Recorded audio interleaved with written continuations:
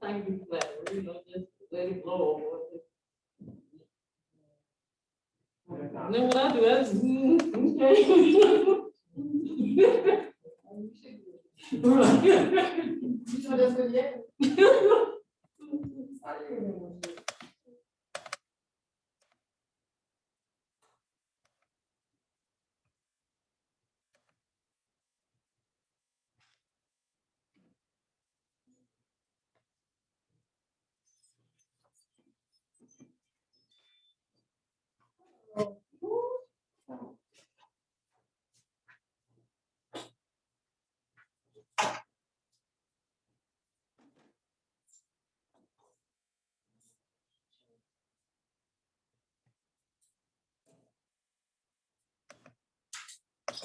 I don't see this.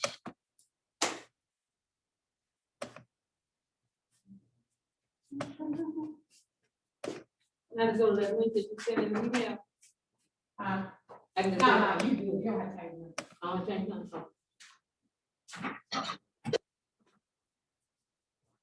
So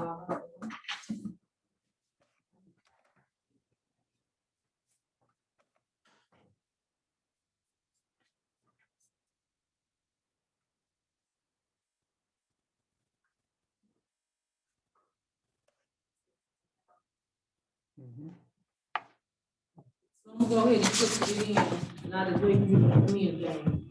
Say what? Just say, okay. Okay. Thank you.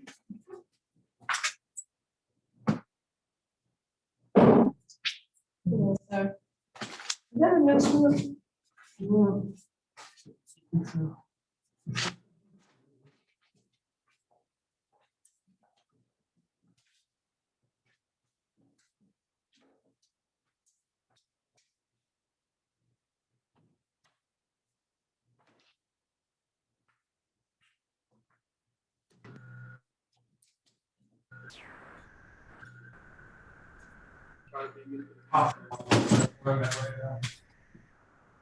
Yeah, the stat said it was in grades.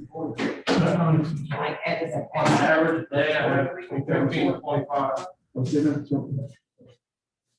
Probably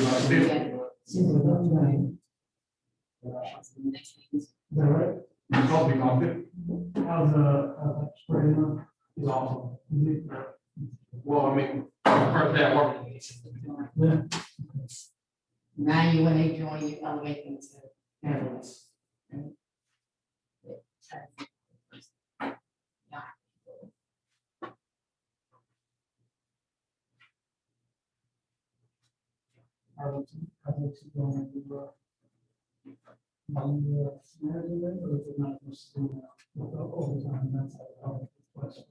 You still What's it still?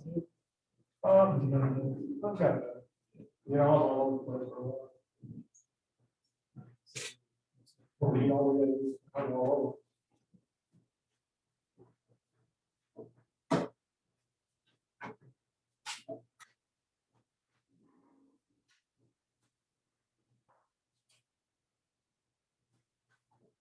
I got my shot, Bill, did you get yours?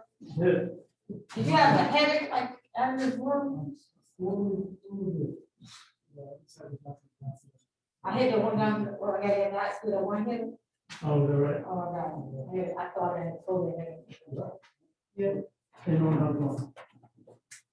Okay, sir, I was wondering, what,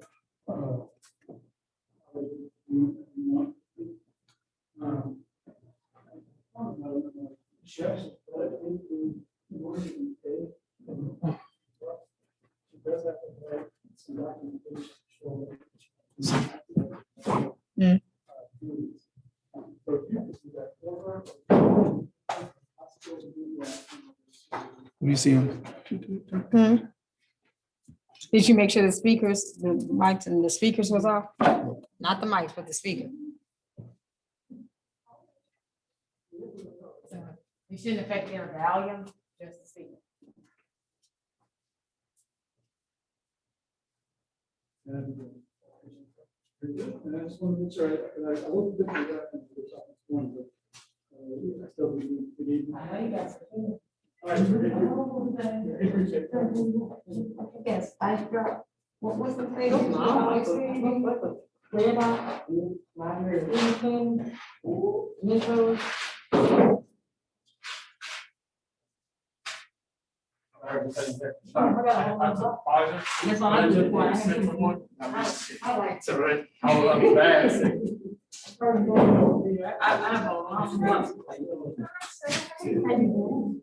Put your chair back together. I like those, sometimes they do a little hard, unless you're chair. You know, no, I'll keep my head in about every 5 minutes. They won't sit right. All right, question. Where's the clear? You know,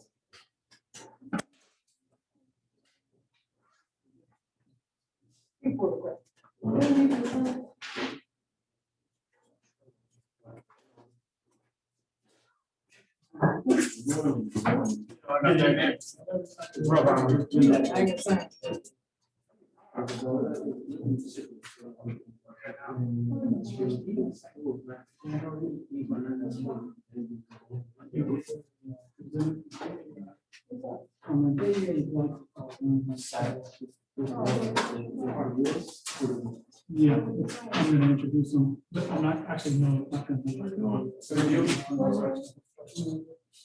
I'll say it's gonna introduce them. And we'll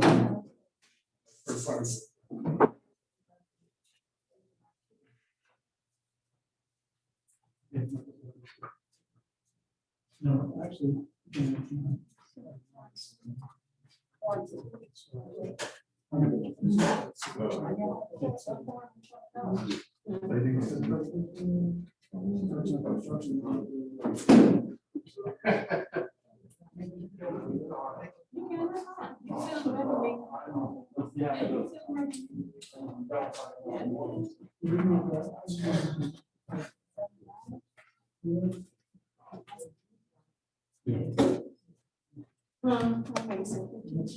Hey, just saying you.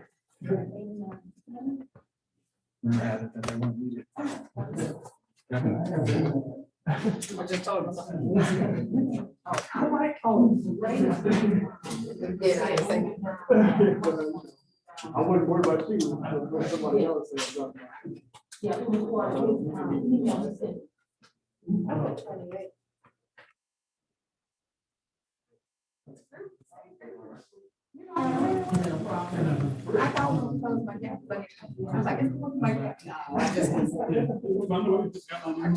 Why didn't I say it was coming?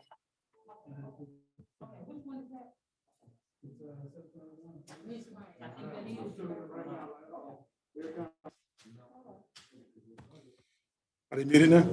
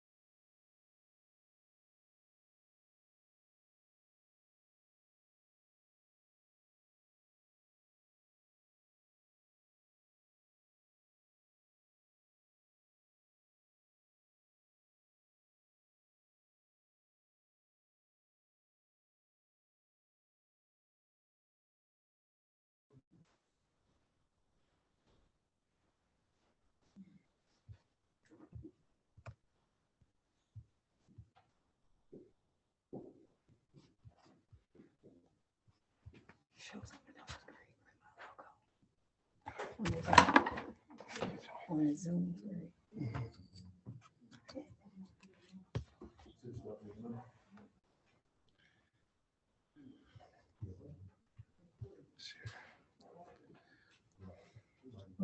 Can I be a presenter or am I?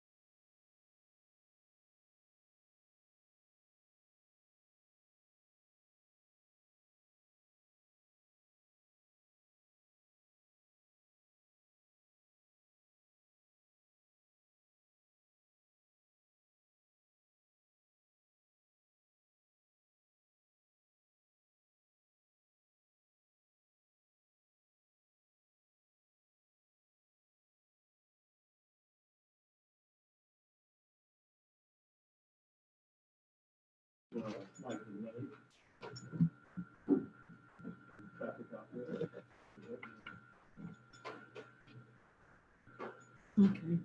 okay, I hope everybody can hear me. Ms. Williams, Ms. Pierre, Mr. Neal, Mr. Roberts. Here.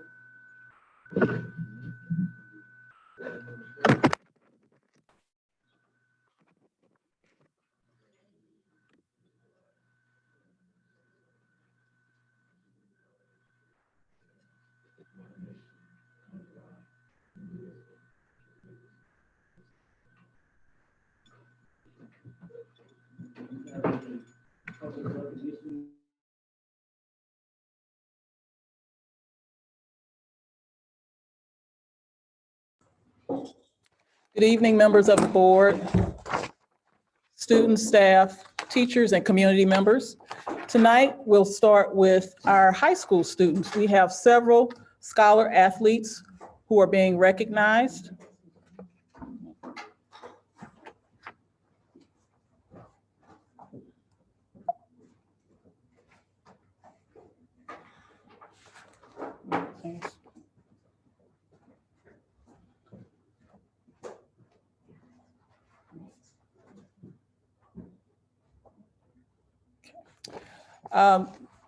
All of these student athletes have maintained a 3.0 GPA and above for this school year.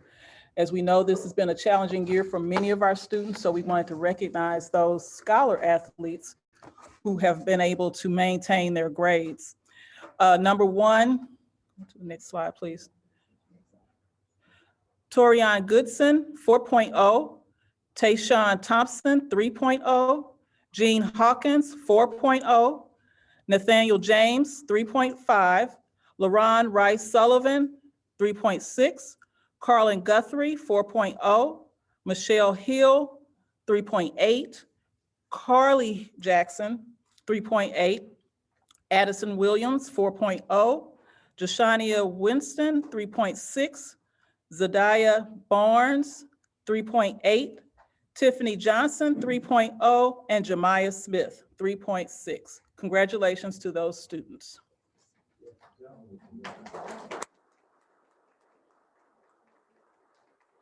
Our next recognition, I'm sorry, that's me. We have three Normandy students who were recently selected as winners for the Collective Soul Black History Month I Am Black History Essay Contest.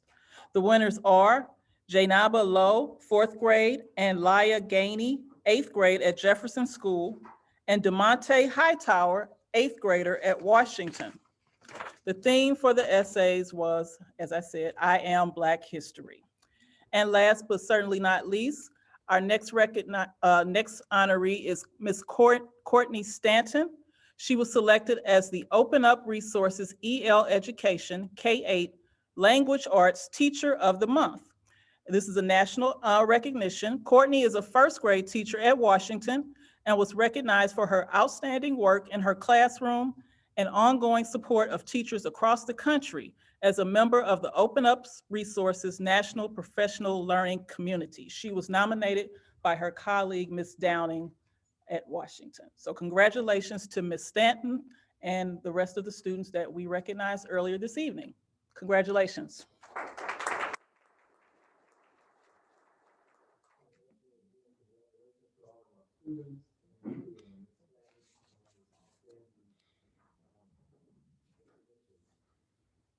Can move to the adoption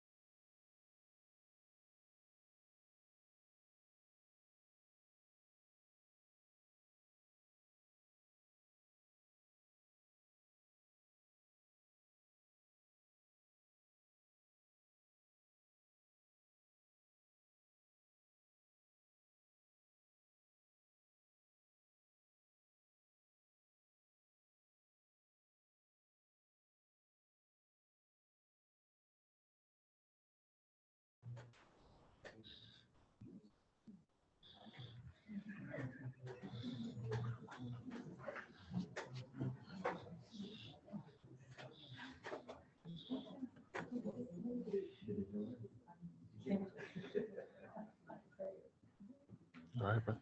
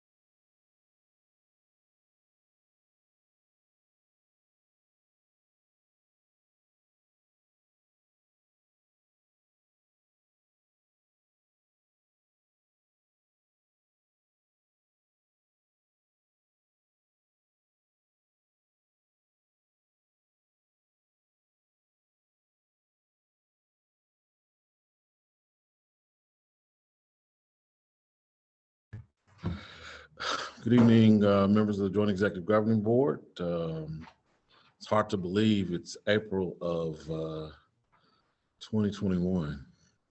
Seems like just yesterday was May 1st of 2020, in the midst of a global pandemic and a new adventure in the Normandy Schools Collaborative. We have a few things to put before you this evening.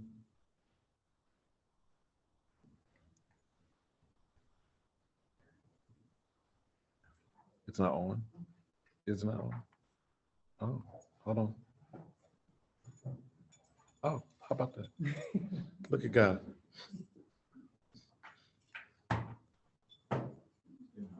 Still, it's on now.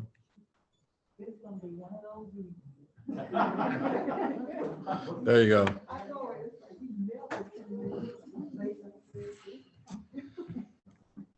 So to the next slide then. All right, a few things before you tonight. Want to talk about our ongoing conversations with the association. Love to talk to you about Belmore Elementary and our recommendations there, the implications for a potential middle school discussion, our high school students, and then finally, probably one of the most important things we'll get after for the 21-22 school year, which is the K-8 math adoption. I have been really impressed by the caliber of participation that our teachers and administrators brought to the table in our interest-based bargaining discussions. One of the things that has been resonant throughout, whether it's the interests of the administrative team or the interests of the teachers, is this whole question of how we care for teachers. As you might remember in the strategic plan, one of the values that was adopted and added in our 5-year plan was this whole question of care. And so how does the contract with our teachers express very clearly how much we care about them and the work that we expect them to do on behalf of our students?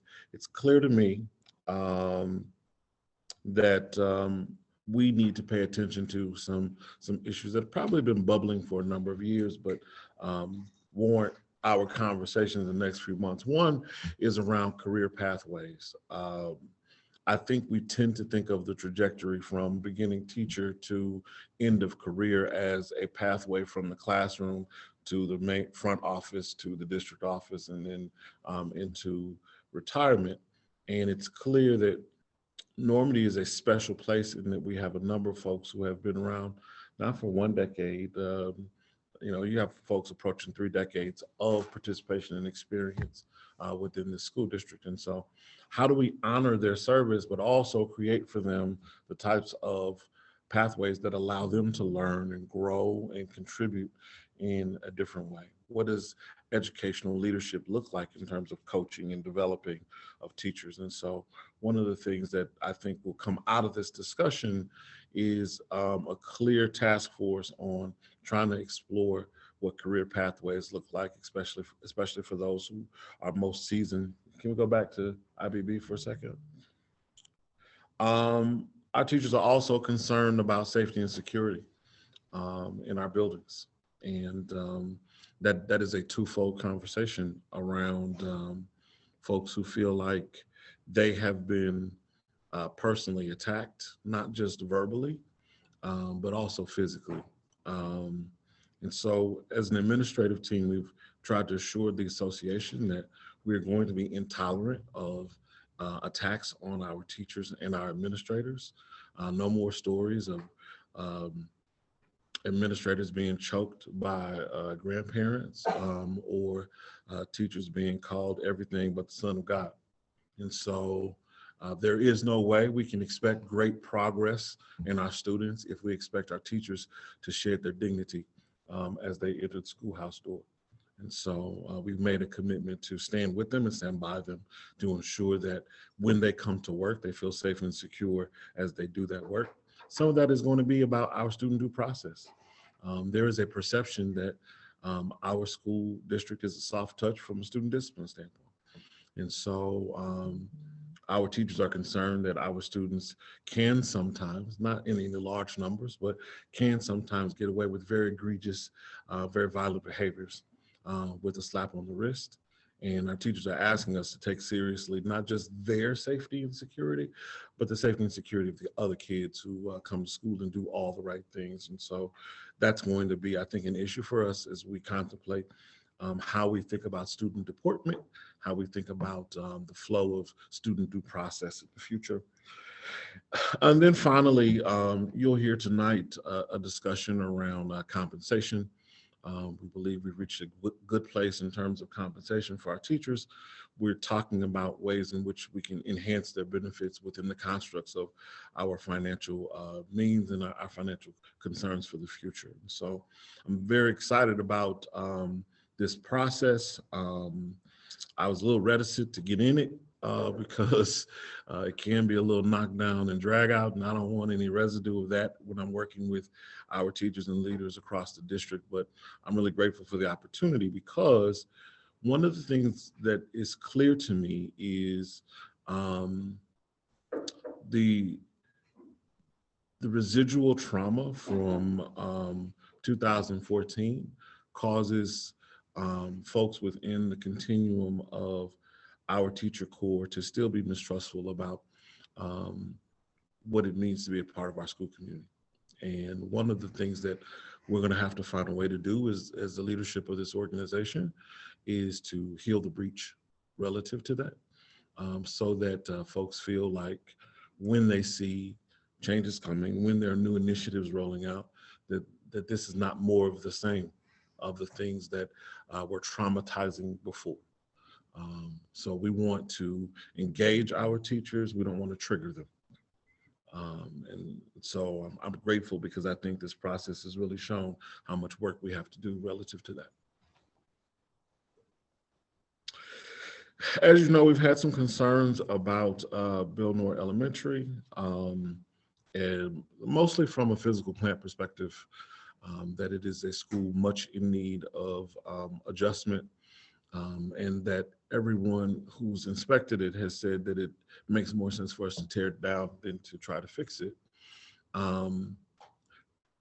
Closing Belnor causes a conversation around redistricting. And we found, as we were having public conversations, that some parents have already experienced some fatigue from being redistricted. And our folks on the ground, our teachers and leaders, were concerned about placement and how that would all be handled as they would be moved to different buildings.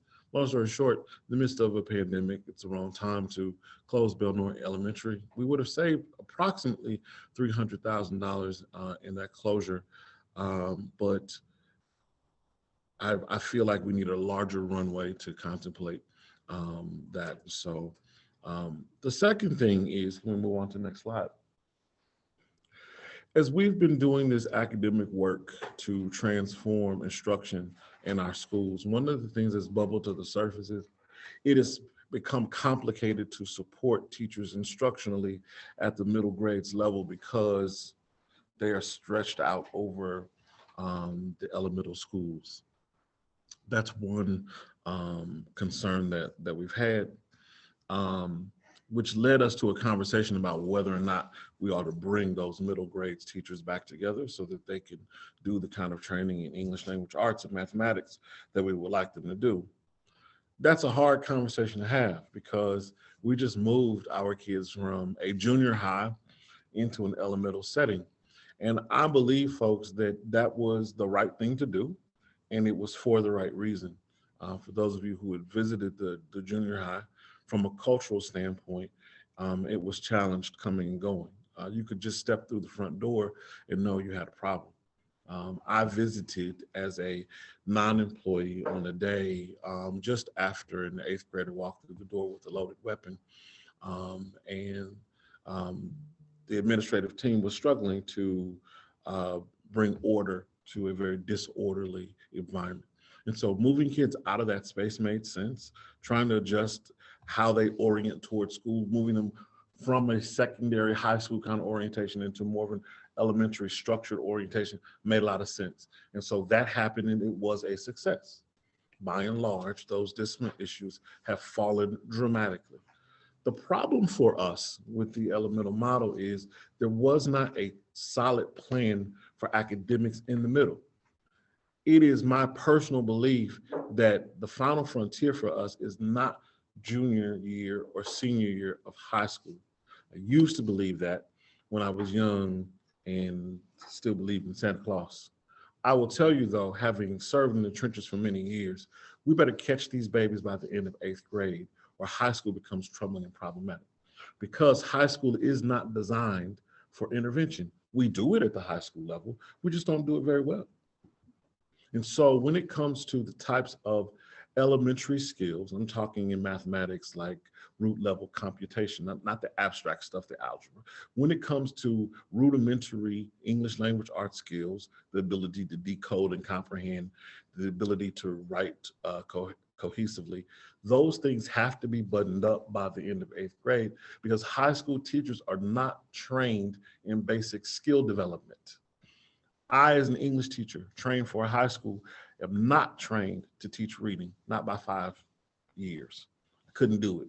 You can hand me the book, you can set me up with the right computer modules, and all I'm gonna do is jump into Shakespeare like I usually do. It's not my training.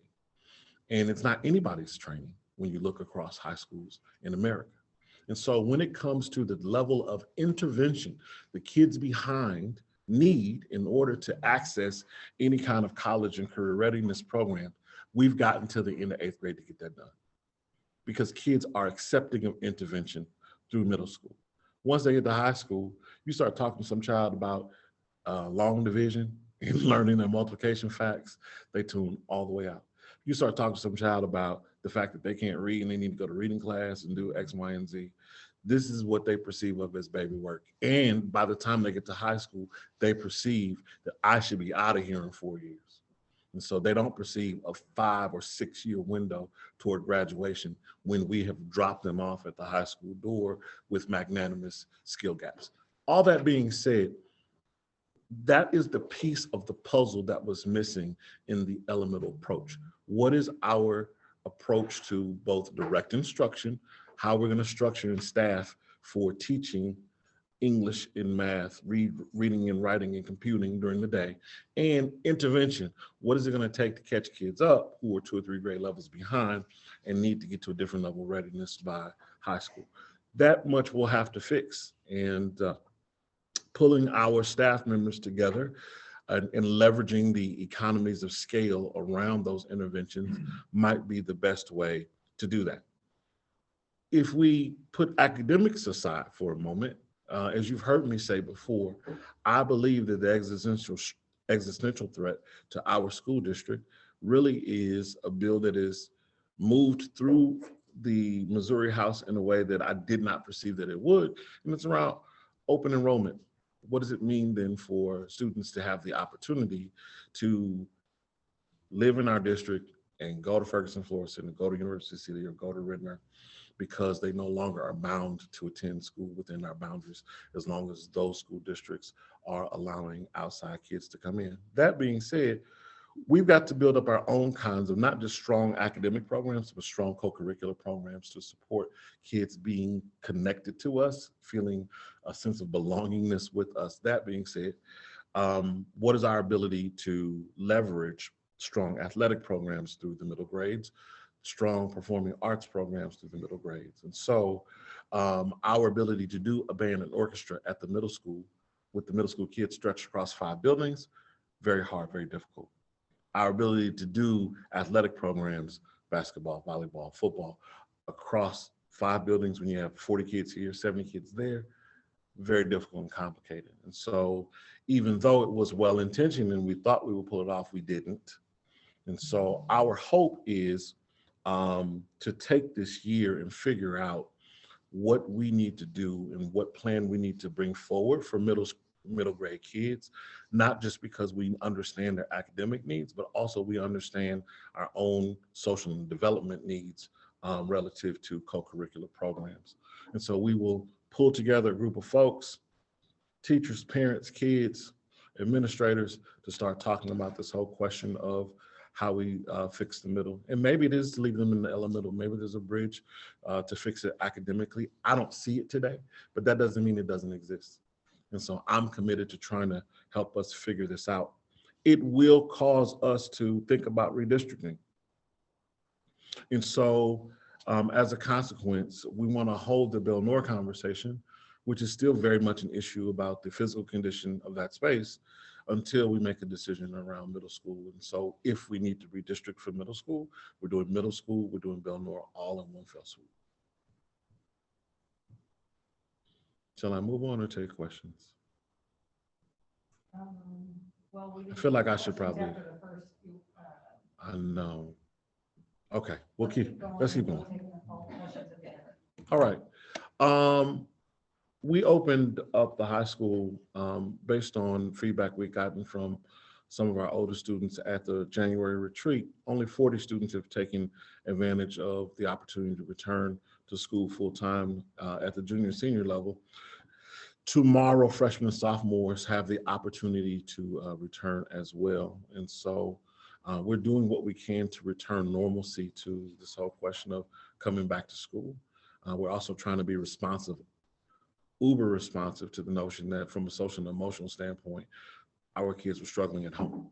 And so giving them the opportunity to get out of that space, get back into the school space and get some sense for what that routine might be like has been fantastic. We continue to work on appropriate venues though for prom and graduation. Our tendency is to kind of run back to what we've done. We could have the prom at school. We could have the graduation in Viking Hall. But we're not trying to create any super spreader events. We believe that people will be vaccinated down the road. And by the time that we return, the preponderance of folks within our school district will have already had the opportunity to be vaccinated, but we're not there today. And so like other school districts, we're trying to find bigger venues that allow us to be socially distanced, even though we're seeing decline in transmission rates in St. Louis County. Maybe a slight uptick in the last week or 2 weeks, but nothing like what we were seeing last November or what we were seeing last August. Yet and still, we don't have a graduation venue today because I'm not satisfied that we found a facility large enough to have an in-person graduation. I am committed, I believe we're committed as a district to an in-person graduation. And so we're going to continue to work on finding the right facility to make that work. Dan? Oh, yes. We're gonna move to the next. Oh, there it is. We went 2. I need to go back 1.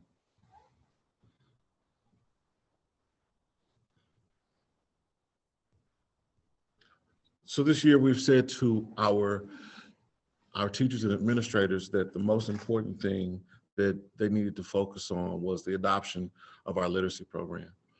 As you might remember, we had data showing that we had literacy proficiency below 20%. If kids can't read, they can't access any of the text to content to learn and acquire knowledge. And so we adopted expeditionary learning. You've seen the data from our early tracking of whether or not folks were implementing that with fidelity. I continue to say I'm tremendously proud of the teachers and administrators in this school district to be able to jump into a new literacy product. I need you to go back one more. To jump into a new literacy product in the midst of a global pandemic and implement this very rigorous reading program that was not designed to be delivered virtually, and to do all the Band-Aids and to make that work. And so grateful for them and their fidelity. It was important for them to be consistent about the implementation of our literacy play, because while our literacy rates were sub 20%, our math rates were even lower. And so 2021-22, we're looking at mathematics as the next frontier K-8 that we really need to set a solid foundation. We knew that was coming. And so we did pilot a rigorous math program in grades 1 through 4 in the 2021 school year, working with a nationally known group with a program called Navigator Math. We had a formal relationship with the Navigator folks at Obama and at Lucas Crossing.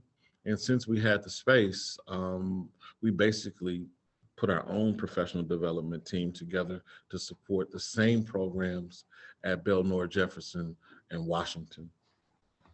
Let's look at the data a little bit. This is difficult to see.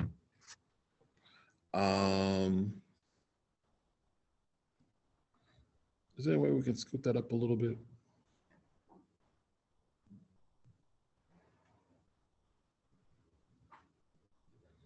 You can kind of see from the green line, the green bar is Navigator National. So it's all the schools across the country that are participating in Navigator.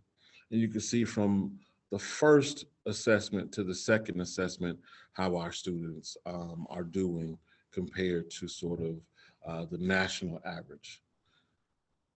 We're in the midst of a pandemic, so are the rest of the schools in the sample. So we are comparing apples to apples, but within the context of this rigorous math, our students are hanging with their peers across the country. This is being used in urban settings like New York, Connecticut, Tennessee, and our students are hanging with them. That's a credit to the teachers in this district, again, who in the midst of implementing a rigorous literacy program, piloted a rigorous mathematics program as well, so that we would have a sense for what was coming. Can we move on to second grade?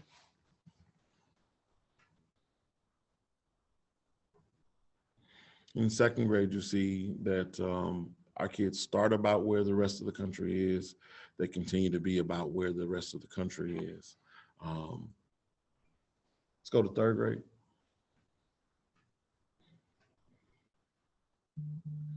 And the same thing is true at grade 3, with some better improvement in third grade.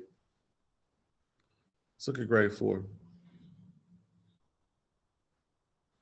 The fourth graders did less well than the first through third graders.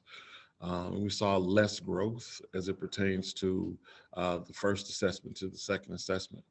But again, this is tough math that aligns with the Missouri State test and will give us some confidence as our kids do better, that they're going to do well on the state assessment. And so if we go to the next slide, please. For 21-22, we're gonna go K-8 with Navigator Math Stories, this rigorous math curriculum for all of our kids from the ELC up through the 8th grade. We have completed all the applications for our schools to be formally adopted. They are doing virtual site visits, the AF folks with building principals and the math leads. As you already know, we're grateful Dr. Tiffany McConnell will be stepping out of her role as principal of Lucas Crossing and leading this initiative in the math adoption across our school district. She's a seasoned math educator who led math and instructional coaching for us. And we're excited about her leadership when it comes to this navigator process. There are onboarding webinars that are taking place, 2 90-minute onboarding webinars to orient folks and get them ready. There's a Leader Institute in June that our folks will be participating in. And so this is the next level of us laying foundation for Normandy being on the pathway to solid college and career readiness. There really is no point in us talking about what our high school program is if we haven't fixed the foundation. And this gets us to a place where we're fixing the foundation. All righty, with that, we'll start questions about any aspect of your presentation. Ms. Williams? I only have one question. What do you attribute the delta between the first and second administration at each grade level? Hard to know. Like, not only am I struggling with that question, I'm also struggling with why in a number of cases, these schools who were not formally in the pilot actually did better on some of the navigator assessments than the schools who were formally in the pilot. Now, certainly the schools in the pilot were our bigger schools. And so maybe it's just a question of scale, right? Like once you put, 400 or 500 kids in, then they just create a different kind of noise. But that's one of the things that we're trying to work out, which is why we did the pilot. And it was actually very contentious about whether to do the pilot given the enormity of the adoption of expeditionary learning on the literacy side. But we felt like we needed to get in early and learn some lessons about how this goes right or goes wrong so that when it was time for us to fully implement, we'd be on better footing. So I have a great answer for that tonight, but it's one of the things that we're studying. Ms. Pierre? Yes, I'm glad to hear that about Belle Noire. This is not the time to close that school, and it's a lot of things you said that will just impact that school, and it'll be almost like a domino effect. So that was best news for tonight. The students that are learning in person in the high school. So how is that? Is that sort of like a hybrid too? I mean, because you only talking It is. I about mean, 40. for the most part, they're still virtual and being supervised in their virtual work at the high school, able to go from one place to the other, but they're essentially operating like they were home, but at the high school. But is that better? I mean, I think are they it's true. saying that they feel better because the students Absolutely. that we talked to, that's what they wanted to do was to be in person. Absolutely. So, yeah, and I think honestly, folks are finding that across the country at all grade levels and in all demographics. And so I think there was some excitement early on last spring that we might be on a new frontier of academia, that this might be the wave of the future. And it isn't. We've seen suicide rates across the country skyrocket in this age demographic. We've heard parents communicate not just about their kids' frustration academically, but their own frustration without their inability to help their kids with the new math or the new writing or whatever the new thing is that they can't help them with. Not to mention the caregivers who are grandparents and great-grandparents, great aunts and uncles who are taking on kids without the support of being able to send them to school and have the school be an extra support. And so the kids are back. We're happy to have them back. And we need to continue to run fast to prepare for all of them to return in the fall. all right. That's all I have for right now. Thank you. Thank you. Mr. Neal? Yeah, I know at one time there was a question around trying to claim some of the students who had not shown up for a while. Were you able to get some of those students because you're coming back into the classroom? They're coming back to the classroom. Did those students return? No, I mean, that conversation really was an enrollment conversation as we were trying to figure out a number of students who, according to DESE, had just flat out disappeared. They weren't in Normandy, they weren't anywhere else. That was less than 200 students. And Ms. Marsh led a task force of folks who were knocking doors and calling schools and trying to bring the noise out of that. So we haven't seen any recovery as far as that's concerned. I think we're going to have a very intentional eye toward enrollment, which is to say, I don't think that we can wait till August to see who shows up. We're going to have to be very proactive about making sure our kids get enrolled and registered early. And for the kids who are not on the rolls, our typical kind of, they'll trickle in September and October. We're not going to wait for that. We don't have our registration enrollment closed out by the middle of July. We're going to spend the next month going to visit every particular place to figure out where folks are, why they aren't registered, why they aren't ready to come back. And so I've long said that our kids are not just going to magically appear. And so affording them the opportunity does not mean that they will absolutely return. And we're going to have to go out. We have to spend the shoe leather to talk to our families about why it's so important for them to be back. One other question, I know that you didn't really mention the whole summer program. Are you thinking about what does the summer program look like for our students? So we have two summer programs. One is called Summer Journeys. We have an outside group that runs Summer Journeys, which is kind of part academic, part recreational. We've already paid for it for last summer, but canceled it due to the pandemic. It will be in person. It will be in June. And then in July, we'll pick up with our own summer school program that will be in person, that will run us right up to the Teaching Institute that starts at the beginning of August, and the kids are back on the 23rd. And that's open to all of our students. That's all. Okay, thank you. Mr. Roberts? I don't have any specific questions, but I think there's a question in the Q&A that alludes to clarification relative to elemental model versus Belmont closure. So I think you should probably respond to that in open form, because I think it provides some clarification on your report. Yeah. And so again, I would say to you, I think I believe wholeheartedly in the research around why you would move kids out of a traditional secondary orientation a la our junior high into an elemental setting and treat the kids in the middle more like older elementary students than younger high school students.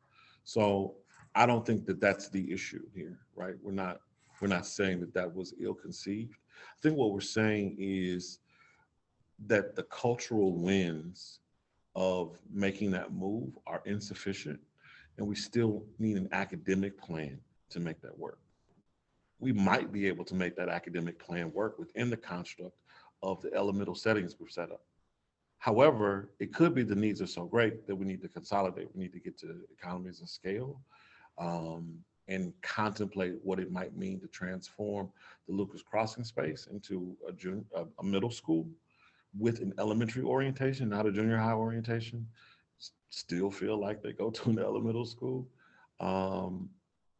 But that's something I think we have some time to study. From a cost perspective, staffing costs us the same. We'd probably have to add lockers. We may have to switch, according to Randy Shipley, one bathroom in terms of the facilities there, but it is already designed in such a way because it replaced 3 elementary schools. It's already designed with a sufficiently sized gymnasium, a sufficiently sized cafeteria, and enough space within the envelope to handle our 600 to 700 middle school students. And so I would not, I think as a part of this process, advocate for the building of another middle school, but we may need to find a space where we can do an elemental type of approach with the middle school kids consolidated. But that's what we need to study over the coming months. Okay, and I've got a couple of questions. First on the middle school topic. You mentioned that there'll be a task force formed. Who will be on that task force? I think the task force has to have everybody on it. I think it has to have representations from our teacher corps. I think there needs to be students as a part of that conversation. We need to have parents. We need to have leaders. We need representation from this board. We need folks in this community because again, and people can present different research, this is the place where we win or we lose. And so how we approach our academic orientation in the middle is absolutely the most important decision that we have to make in the next coming months. So I think everybody needs to be part of that. Now, I have had some conversation with folks from our association. I've had conversations with some parents and some kids. They love the notion, but that might be honestly because they don't understand that we're not going to go back to a junior high. Like, this won't be a situation where a bell will ring and 600 kids will run around a space. That this will be a different type of school culture orientation. This will be a different kind of academic approach. It'll be a different kind of intervention strategy. And so once folks really kind of dig into that, Sarah, they really might say, well, if it's going to be that, then you might as well leave them where they are. And so, again, I'm not saying that I know for sure that the recommendation will be that, but I think it's worth studying. Well, I want to make sure that we don't go into the studying process with a vision of what we think it ought to be, and trying to convince the committee that that's what we think it ought to be, versus saying, what are all of the different possibilities? Because we did do some research to determine that it made sense to go to the elemental model. And just because there wasn't a complete plan, which we thought there was, but a complete plan for all of the middle schoolers doesn't mean we can't develop a different complete plan. That's right.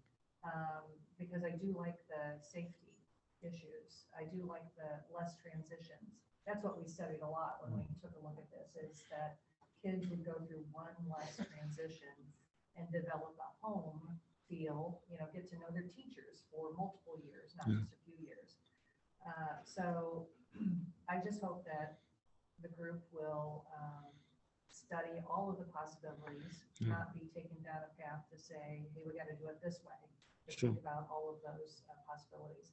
Then once you get this, what's your deadline for getting the group pulled together? I would say within the next 30 days. And then how often will we as a board get an update, or the community as a whole get an update? I would say at least once a month. We're talking about how we're moving this process forward and how we're making the shifts. We don't necessarily have a solution looking for a rationale. It really is about how we fix the fact that we don't have a middle grade staffing plan. We don't have a middle grades intervention strategy, and we don't have any coherent middle school plan for our co-curricular life. And so there are no pipelines into our athletic programs or performing arts, which hurts us at the high school. So if we can fix those things within our current structure, then I love that.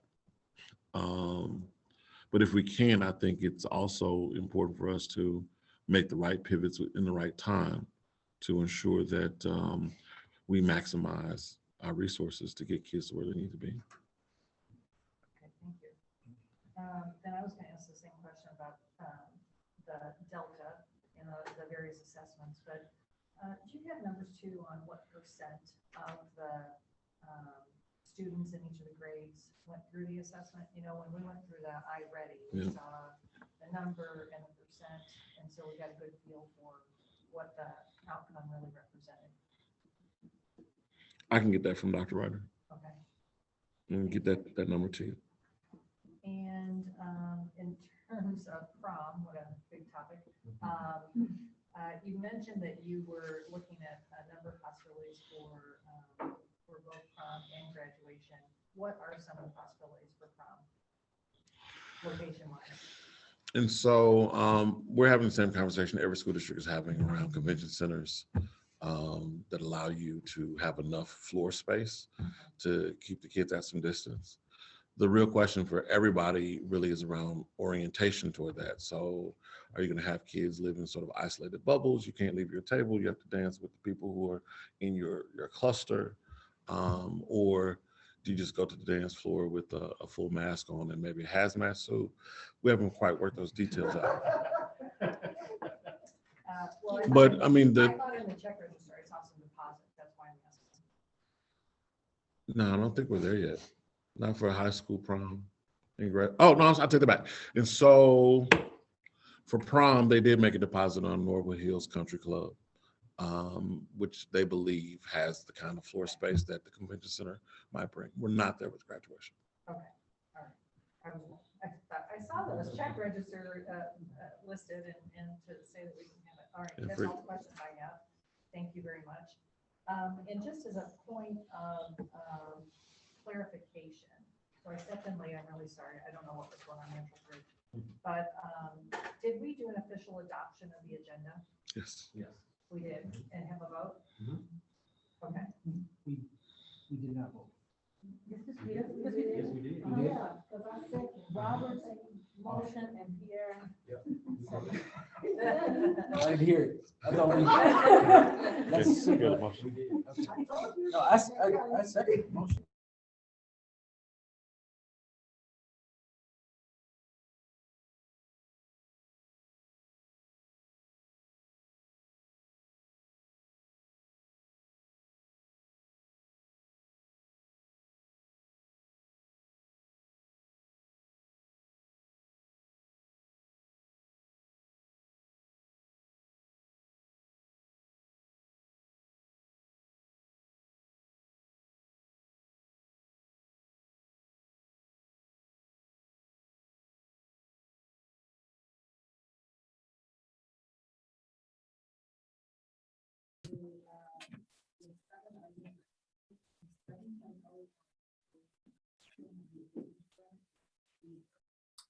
Good evening. In December, we will get into the selection of PSI Intertech as it's in the oversee all contracted equipment work. Not for this one. But we're for the next. The board selected PSI Intertech, basically the group that oversees all the recently. When we issued a request for proposals for making what we need in high school. So we sent out that RFP. These passed. And we received a number of sealed bids, and those were opened publicly. We're excited to proceed with this. This will be the very first step in the work with the high school. And the real important step, which is removal of asbestos and other environmental factors that stand in the way for staff health, student health, and will help us move forward with construction and renovation. But we got to do this stuff first. We really bad stuff in asbestos. Midwest provided the best and lowest offer. We worked with Midwest before. We've had success with them, and we feel good about that. So that's to recommend. It's going to focus on West Hall. There'll be additional work in the future on a different board item for East Hall and Central Hall. This will be funded through Prop V. Midwest has put into writing and acknowledged the board's minority business enterprise goals and women's business enterprise goals, and it has agreed to meet the goals as laid out. Midwest will also certify that they'll enter into formal agreements with MWBE contractors. PSI will stay on site as the owner's rep to ensure that Midwest fulfills all their work specified. And like I said, it'll be funded through Prop V. The budget impact will be about just over $161,000, which was below what we had estimated. So we see some cost savings there that we can put into other aspects of the bid. Are there any questions related to the abatement selection?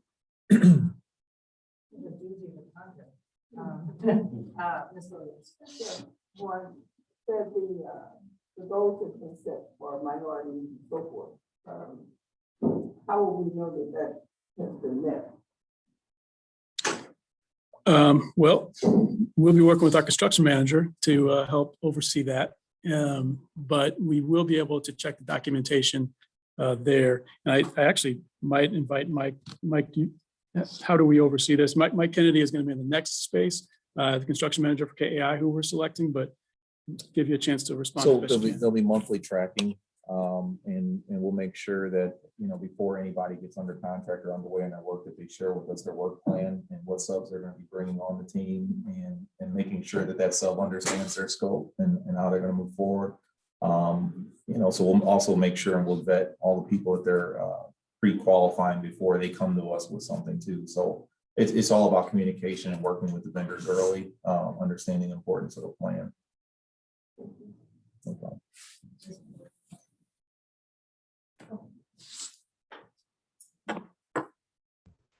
No, I just really wanted to say that I'm glad that we did select your firm.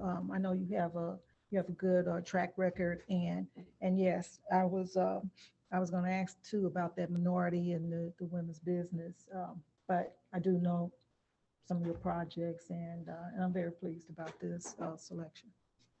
You'll learn a lot more about AI in the Yeah. next item, so Yeah. Mike has a presentation. That they'll be supervising what we're approving now. He's a no-no.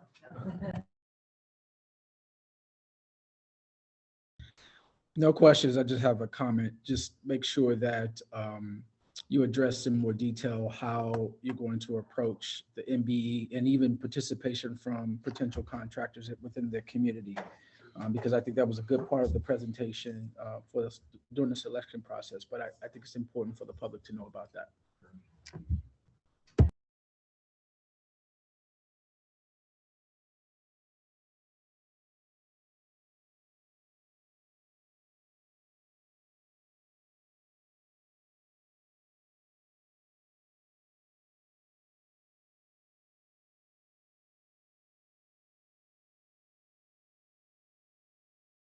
Madam President.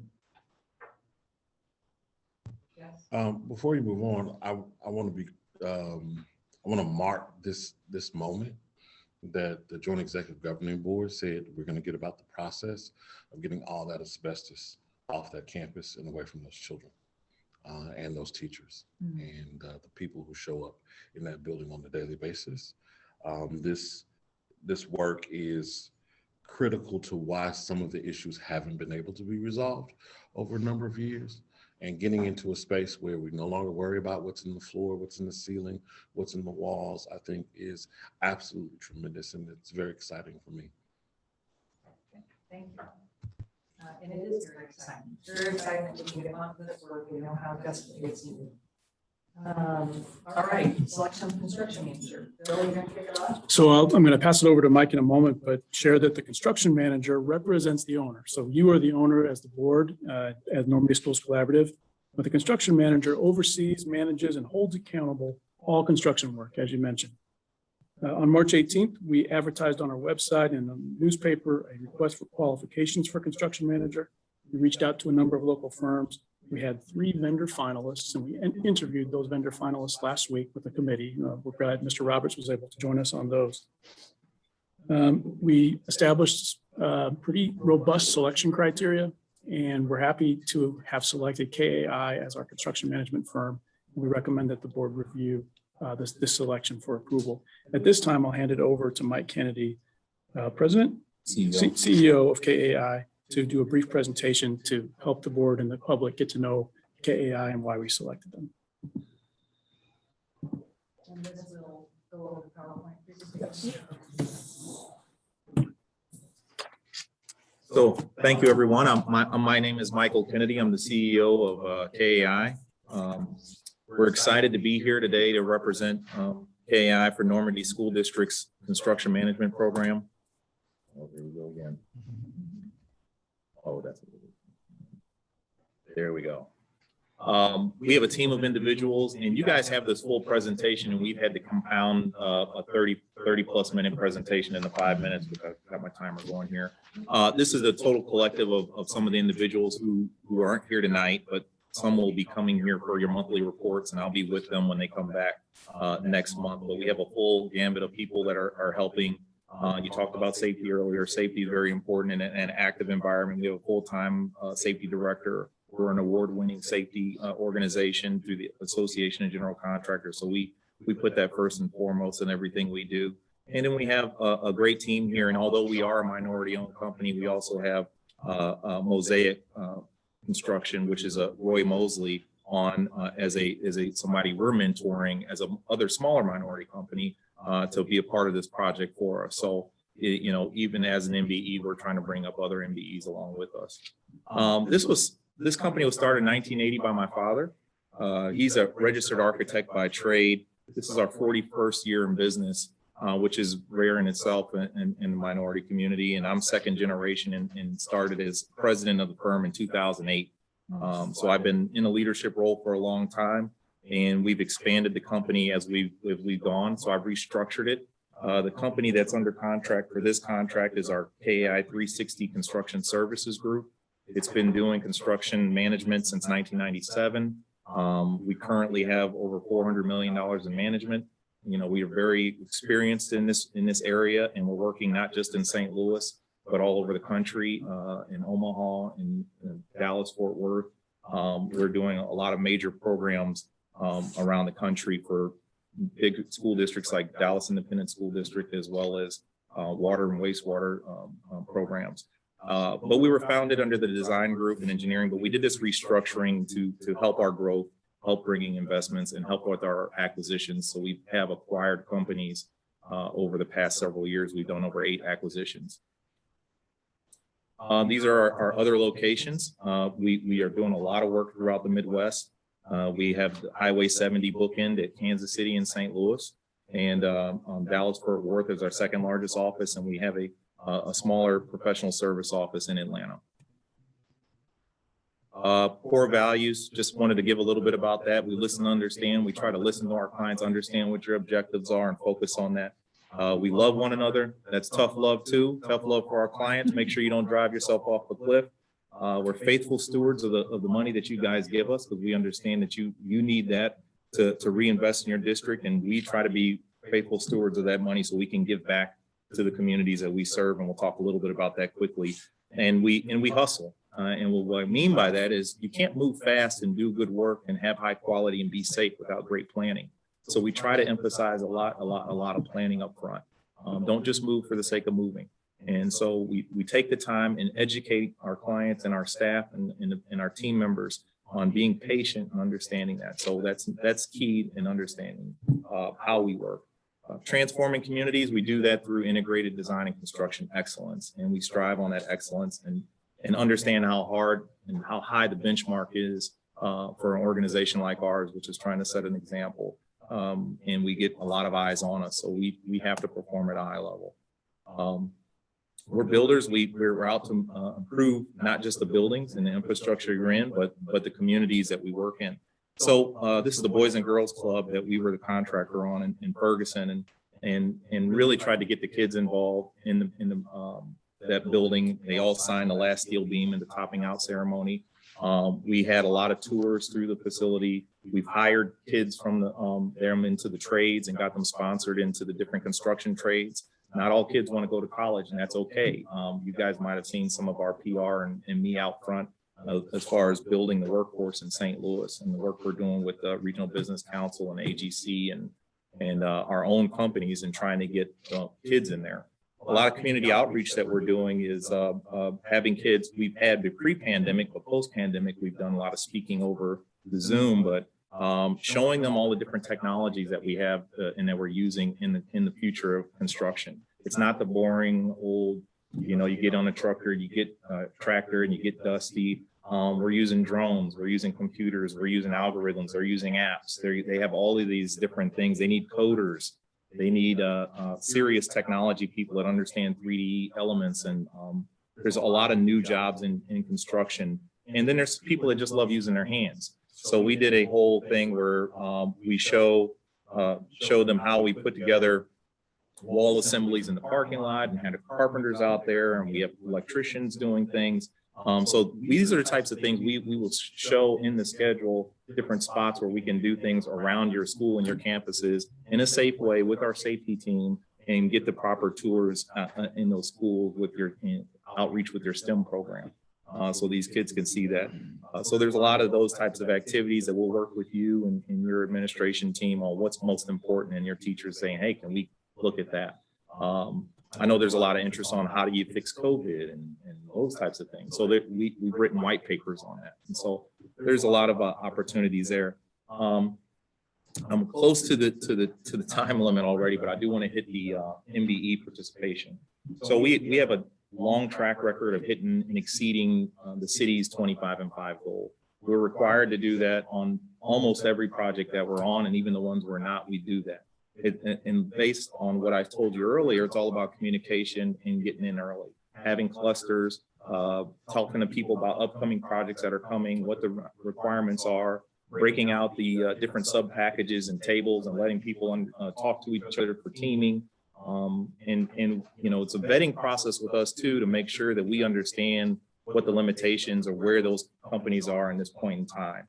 So what are you good at? What is something that you excel at the highest level, and where do you want to grow to? And then by understanding those companies' individual needs, then we can start talking to the design team and other folks about breaking up big packages to fit their skill sets, and then matching them with the larger subcontractors that could say, okay, I'm going to carve out this scope and make sure that the MBEs that are strong in there can bid this work. And we make sure that their numbers match their capabilities. And then saying, where are they trying to grow to? And the only way you can do that is to try to find, you know, other larger subs that are committed to saying, I'm not just going to use them on this project. I'm going to take them over here where it's not even a Normandy project, because we don't need these companies that get work and then they just fall off a cliff. So it's about meaningful partnerships, people who have a track record, who's somebody you're trying to keep going that you help someplace else, and starting to say, how do we score and prioritize that? So that's just that, you know, we want best value, and it's not always the lowest price, but we still have to get a low price. And speaking of that and how we came up with our price, we're very integrated. We have all of these different services that we bring. Although we had a very competitive price, the question was asked, well, you have all these things, what are you going to charge us for? It's just stuff we have in the building. And it's an added resource to give you guys a higher caliber, a lot more horsepower, and an informative team to solve your problems right away. Not where we have to get another consultant and another vendor to come answer these questions. They're in our office, they're in the building, they're cubicles down the hall. And we have an integrated way that we help each other out and get to the low right solutions for your projects. I'm going to stop there because I had 5 minutes. I'm already at 8, and I'm just going to ask, is there any questions? Okay, Ms. Williams, what questions? You don't have any questions, you give me a lot of confidence. Thank you. I do love the giving back part. Yeah. You want to see it. It's going to happen. All right. Sheila's nickname is the Queen, so. Just remember that. Is there any- Okay, Ms. Beard, what questions? Yeah, that was my same thing too, about the community outreach. Mhm. I like how you have set that up, you know, and I'm just glad that we're just, like you said, you weren't trying to just, here, I'm the lowest bid, and then, you know, I'm just gonna give you whatever. I like that you're saying that you have high quality work, and that's the way you want to approach this project and be here. And because like you said, we have a whole lot of work here. Don't just show up, take your money, and then go home. There's a lot of teaching opportunities through this Right, process. and I appreciate that. Okay. I think our thinking might be all aligned here. I kind of wrote down the community outreach, giving back to the whole student component. I think very important. Yeah. It's just planning. It doesn't take a lot of extra money or anything. It's just planning. And this is something our people enjoy doing, and we allocate time for them to do that and go and give back to their different charities and things. It's just part of their PTO program. So, I mean, we gift PTO to people who are in need. It's just a part of the culture. So. Robert, I'm sure you don't have any questions since you were involved in all of the reviews. But I feel free. We are aligned with Okay. that statement. I don't have questions. A lot of my questions were answered during the process, but I do have a couple comments.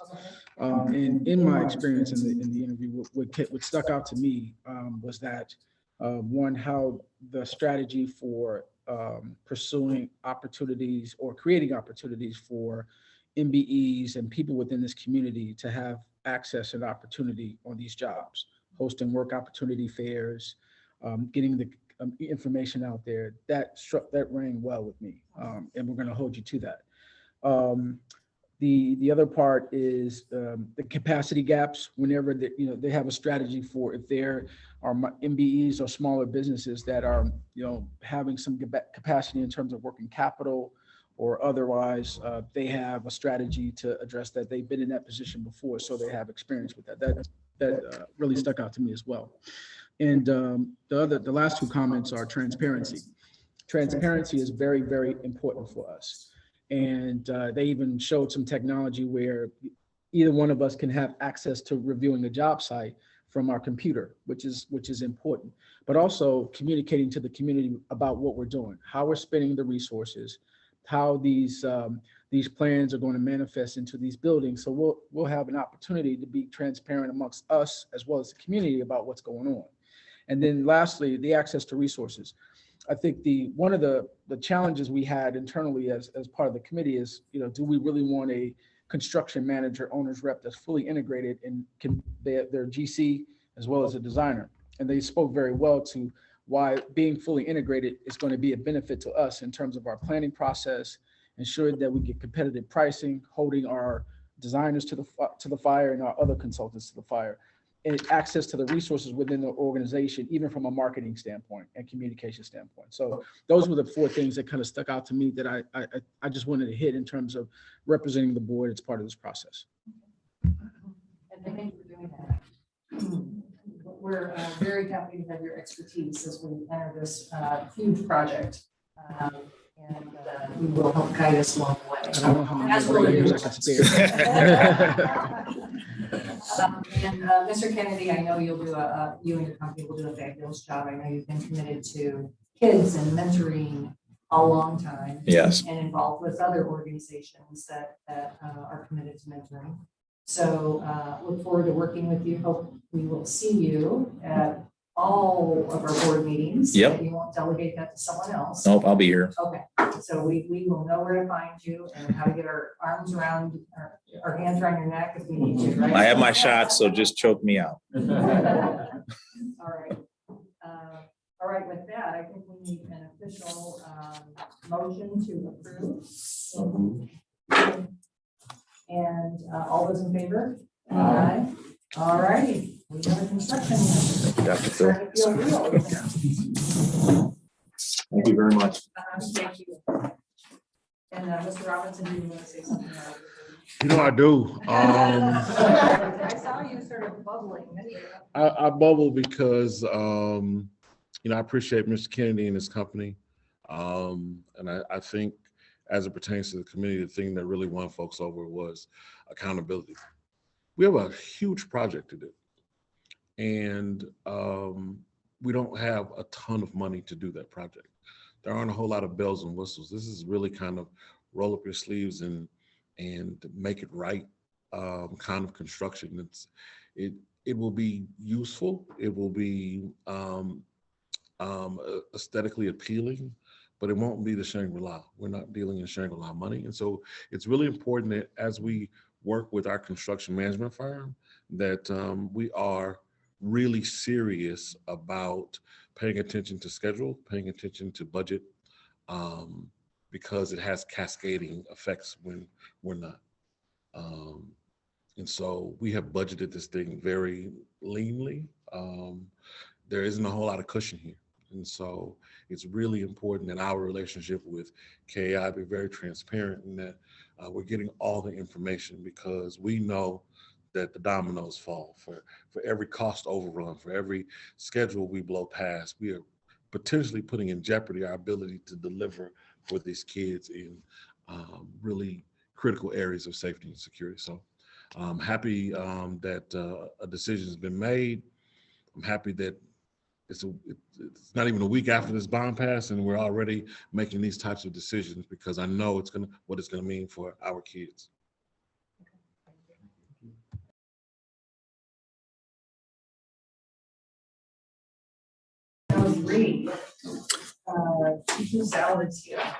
So as Marcus mentioned in his presentation earlier, the IBB conversations have gone well.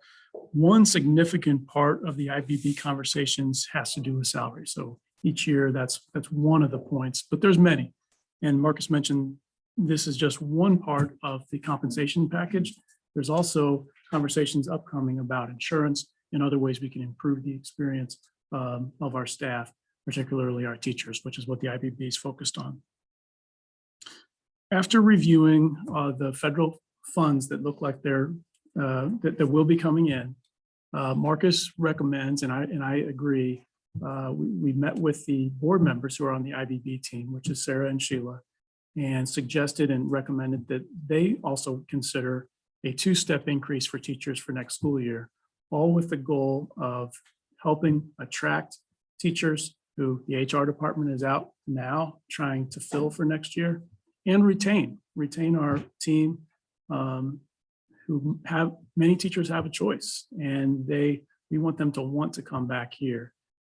So after some discussion and ironing out some wrinkles, what you have before you is essentially a two-step increase for all teachers for next school year.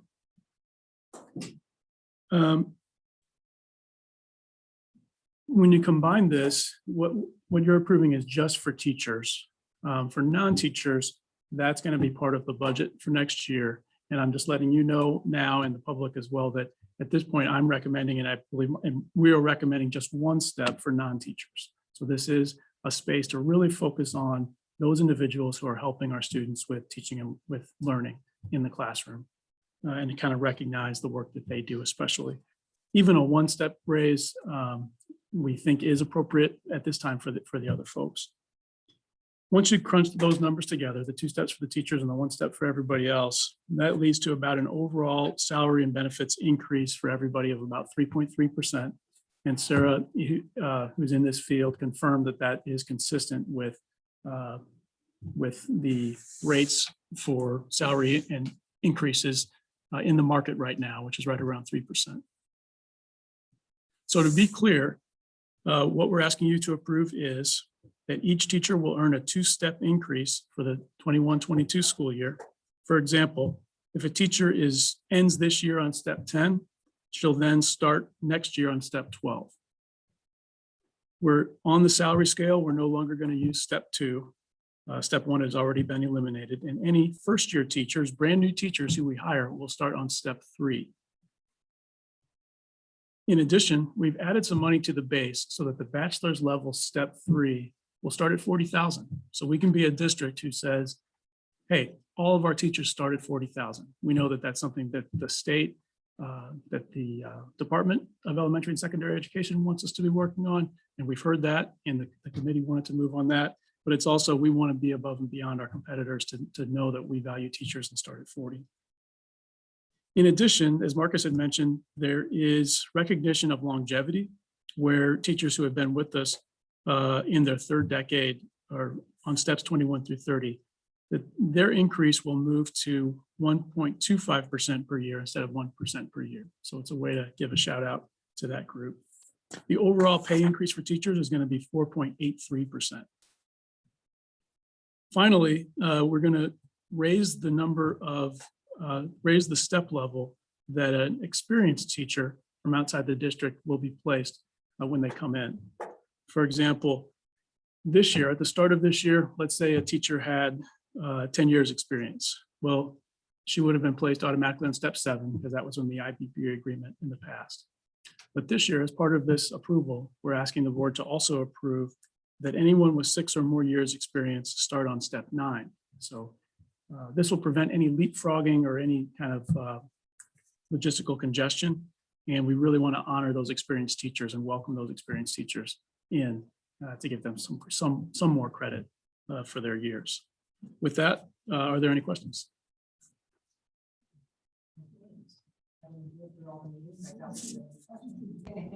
Ms. Pierre. No, I definitely agree with this. I'm sorry, it couldn't be more. I was thinking the same, with 20,000 is kind of low.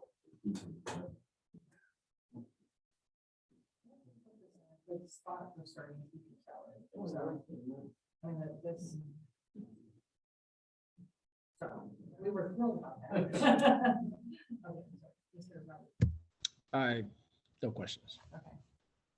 And I'd like to add too that, within the IBB meetings, this is a decision that we very proactively wanted to be made ahead of finalizing all of our discussions. So we've got other discussions that continue.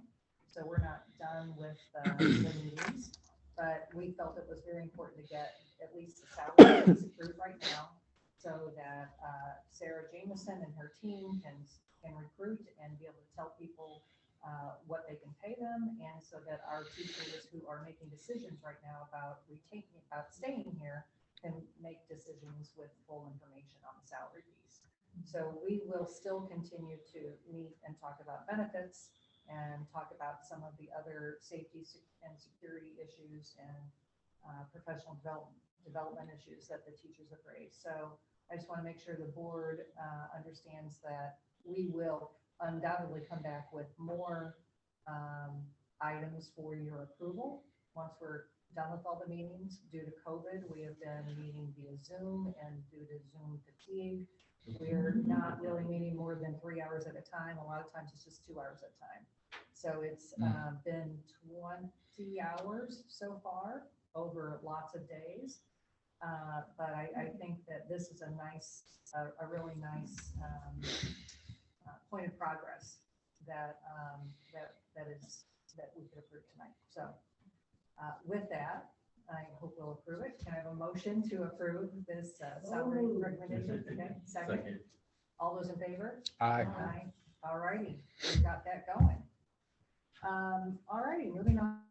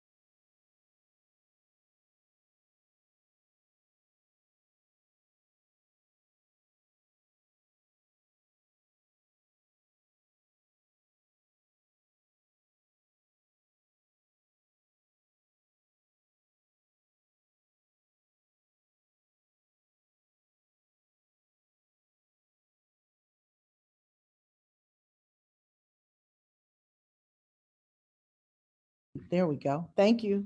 On Prop V, it's 58.2% where we won that one. One of the things to pay attention to is that there were 3,918 total votes on the prop one way or another, right? So, and you notice there's a difference in 3883 on the one that was yes. So some folks said, hey, I'm gonna vote no, but I'm not gonna vote yes. So it shows us what's great about St. Louis County's election board. You can really pull some great data. Some other things I wanted to share with you, like very small communities like Beverly Hills, they only had 56 people total that voted. And then you've got Wellston had 132, but there were several precincts where no one voted at all. Communities like Velda Village had 238, and almost all of their precincts were 50-50, like 51% or 52% lost. So everybody was kind of on the line there. City of Northwoods had 787 votes. And we did well in both of those, in that community, in many of the precincts in winning votes there. And then Northwoods, I think I'm missing one up here. I missed a city, but Northwoods, that's the city of Normandy, I'm sorry. But Northwoods community had 509 votes, and we did both well on both of those. So it gives me the opportunity to really see where our missteps are in the community, where we could have worked harder in different precincts, where our vote yes, excuse me, not the vote yes, the please vote folks could work a little stronger, and then we can advise the please vote yes people to vote, to work stronger in some of these precincts and communities. Pasadena Hills, they had 337 votes. So it was a lot of up and down in our different areas. And so that website will allow me to really do a deep dive in to see where we need to work stronger, and we'll work stronger in those communities. Some lost by 2 votes. Some communities precincts were just 2 votes. And so that's good to know as we begin to think about next steps. One of the things I wanted to talk about in particularly is Precinct 30. Precinct 30 was actually in the city of Normandy. And if you look here, it shows only 219 people actually voted on the bond in that area for Prop T, where you see we lost it 70%. But if you look at Prop V, it was almost, again, 50-50 there. 215 people voted in that one, and that's the one that we did well in. So just wanted to give you some election kind of intel on how we're looking at this and how we have to look at this on next go round. Look, Proposition V was for victory. We did victory work, right? We're gonna again, and Phil will talk about that. This includes the secure connector building that links the classroom buildings, creating a safe environment, one point of entry into the campus. Our classrooms will be redone. The cafeteria and restroom renovations will also happen. Indoor access to the current detached cafeteria and upgrades. Renovation to the library, and our wonderful new STEM, science, engineering, and math classroom will be done with this bond in particular. But what still needs to be done? We still need a community auditorium. We still need renovations to our lobby, to our locker rooms, to our spectator seating and replacement at Viking Hall. We want to expand the West Gym to include practice courts. Right now, we can't have a continuum of sports because we only have we can only do 1 and maybe 2 sports at a time because our lack of having indoor gym space. Our new athletic track, we need a new athletic track. We need to be regulation. We have a large number of kids that run. We have runners, and we have one of the top runners in the world in St. Louis. And we need to get our track up and going. And then our parking lot is kind of small and not made well for what we're trying to do. So we need to do that. So that's why I will eventually come back to you guys and say, hey, can we do this again? Couple of things that'll happen. I'm proposing next steps immediately is to begin working at the high school. And as I said, Phil will talk a little bit about that. I'd like to create a Prop V community advisory group. They monitor the process of these dollars and this part of the construction. What I heard in the community was there was a lot of, I don't know where the money went, or we thought we did this school already, or we thought we did school. This would include community members, board members, teachers, but folks to kind of manage the process. What KI didn't talk about, which I really liked, is they have I think it's a portal, I'm gonna mess up the IT words, but where we can literally click on every day and see the progress of the construction happening. So imagine that on our website, that people can click on and see the progress of where their dollars in the community are actually changing our high school, or that our students can look and see what's happening to their school. The other thing is I'd like to create with Principal Douglas, a class of 2022 legacy committee. I'd like to have hard hats for these kids. I'd like them to be involved in this project and be involved in seeing what's happening, potentially to do a time capsule to be buried maybe underneath the connector that's opened in 50 years to talk about where we were at. It's a great opportunity for us to talk about where we're at in this moment of time.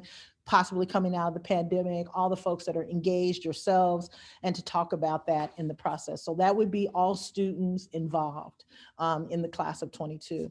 And then to create an engagement committee immediately as well to gather input and consensus about whether or not we move forward or after your approval on the next bond, and to talk about what the committee, what the community would like to see, how they would like to be engaged, whether it be our mayors from the 24-1 and teachers, principals, people really engaged in, please vote, let's get out and vote for the next go round. And so I plan on having all these findings brought to you somewhere over the summer. And then we go for a new proposition on November 7th of 2021. So that's all I have. Any questions? Questions? Ms. Lewis? I like the suggestions. I did have a question about the thing itself. I liked everything that was there. Oh, I know what it was. It's just, you know what I'm gonna say, don't you? You don't? Okay, this is what I'm gonna say. The money may run out before we get down to these things. The thing that I have to say is, the connector is a beautiful thing, but I want every single thing inside those buildings fixed. Every single thing. I want every classroom to look beautiful, to be today's classroom. They have everything they need. Then we can do the connector. That's fine. Okay. I know you're not gonna do it that way, but that's what I want to do. We're not, we might be now, right?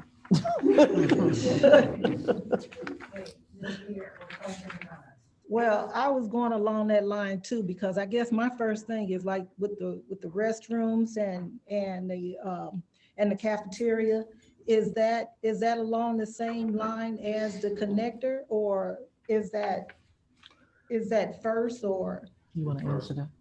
Yeah, I mean, because yes, that needs to be number one.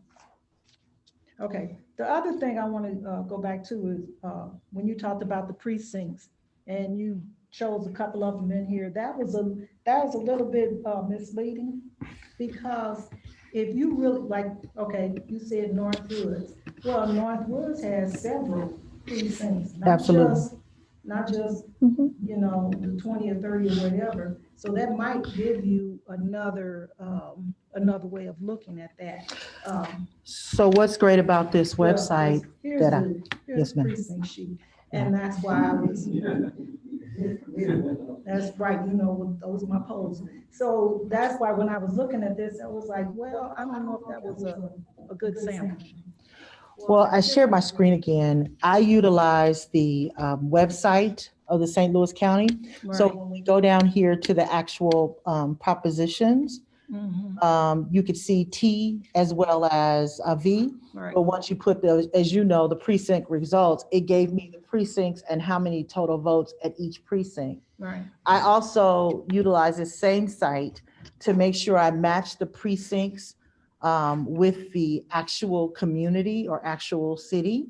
And so on the same website, you can click on the city part there, and it gave me, let me find one in particular. Let's say Belnor.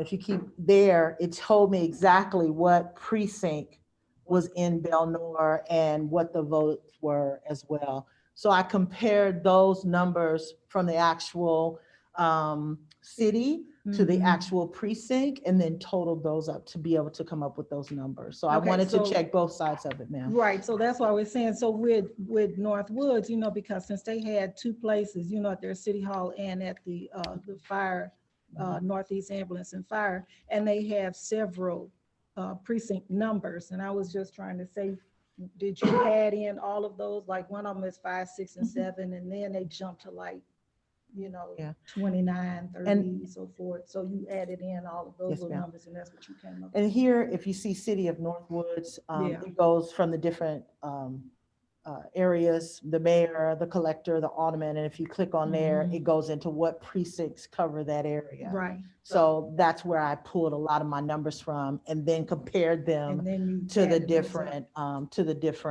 propositions. Okay. So it allowed me to pull some stuff. It And really across the board, it was, Mhm. first of all, we know it was low. We did 3,900 people, Yeah. period, in our area on the props, but it was a low turnout. You know, normally Mhm. for an off presidential election, from what I know, and I'm sure you Right. know, it's usually anywhere between 15 to 20,000 in this community is what I've been told. Could be lower, could be higher, but this was a low turnout. And so you've got wards and you've got, not wards, you've got precincts that are at two people actually consider one whole precinct. So, and then, you know, one of the things we were comparing is like Pasadena Hills to Wellston, right? You had a Yeah. bigger turnout, of course, in Pasadena Hills, and Pasadena Hills did not vote for the one that increased their tax base, right? But then Wellston, who send the kids to our schools, they voted yes, because of course they want those schools made better for their children. Right. So, Maybe more renters. more renters, but they got kids in our, yeah, of course they're renters, but they got kids in our school and they want the schools to be better for our kids. Right. Okay, I'm gonna leave that alone. All right. I'm good, thanks. Yeah, I love your next steps. Timeline for putting together like a community advisory group and some of the other items that you mentioned there. What is that timeline? If I asked the superintendent, it was supposed to be today. But I need a week or so to start, you know, kind of putting this into perspective of what we're trying to accomplish. So it's just been a quick whirlwind of turnaround. Like, you know, we went from winning on Tuesday to, what was it, Wednesday, trying to find a CM. So it's just been real busy. So my goal is to do that. And then also getting ready for enrollment, attendance. We're all trying to make it all work for us. Yes, a couple of questions and a couple of comments. I'll make it brief though. One, I think this is a opportunity to harmonize a lot of things, goals and objectives, effort and communication. In my, new experience in this, there's been a lot, we had a lot of communication distributed. We saw a lot of social media and other forums. And it was extraordinary how much information was being interpreted in ways that were not met with reality. So we have, I think we should take it on ourselves that we got to do a better job of getting information, synthesizing it, or, condensing it so that it can be distributed and or presented so that people can be properly informed. And then their reaction can be based on facts. Absolutely. The other thing is that I think a better breakdown of the political calculus, because I think that's going to inform our engagement and outreach efforts that will ultimately lead to better reporting and communication. And I guess the question I have is, what is our mechanism for ongoing and consistent reporting and communication on our activities? We're talking about transparency. We got a lot of projects that are underway or on the horizon. We're talking about prioritizing projects. That's an ongoing process. I mean, we talked about priority a couple months ago, and that priority is shifted right now. And Ms. Sheila has, Ms. Williams has also, put forth prioritization of what's happening inside the buildings over other things. But that's an ongoing process. We're talking about resources that we may be able to access, notwithstanding one of the props, an opportunity for the next time. But prioritizing resources, prioritizing projects, and ongoing written, documented, and communication is key. So I do want the question of timelines and ongoing reporting and communication, and how often is that going to happen? We talked about a dashboard that we have meetings once a month. That's a lot of time. So how do we update people in real time, electronically, so that, we can keep them updated in real time as we expect to be informed as well. I think that's it. I was also curious about the community group that you'd be forming if the superintendent has like yesterday or today. I think it would be good to, surface some names, Mhm. get some input from people on the board. Absolutely. Who are in the community and who they know, Mhm. and have this be a very iterative process. Perhaps you've got a list of names that you're considering, and maybe you need some input or at least some ideas, and making sure there's a good mix of parents in there too, since the parents are gonna be very, very interested, as well as community leaders. You mentioned students as well. But I think it'd be good, and I know we want to go quickly. I know we have a sense of urgency about this, but I think that we've got to make sure we're all communicating about who's on which committee, how are we engaging them, like Mr. Roberts said, how are we reporting on those meetings and that engagement process, so that we all feel like we know what page we're collectively on. Things move very, very fast in the past few months, and they're going to continue to move fast, which is why sometimes when you live it every day, you know exactly what's going on. But if we meet once a month and we get updates from the superintendent, more than once a month, we still need to hear about this process, because we get questions. We all get questions, and then this information starts to flow if we don't have the right answers. Yes.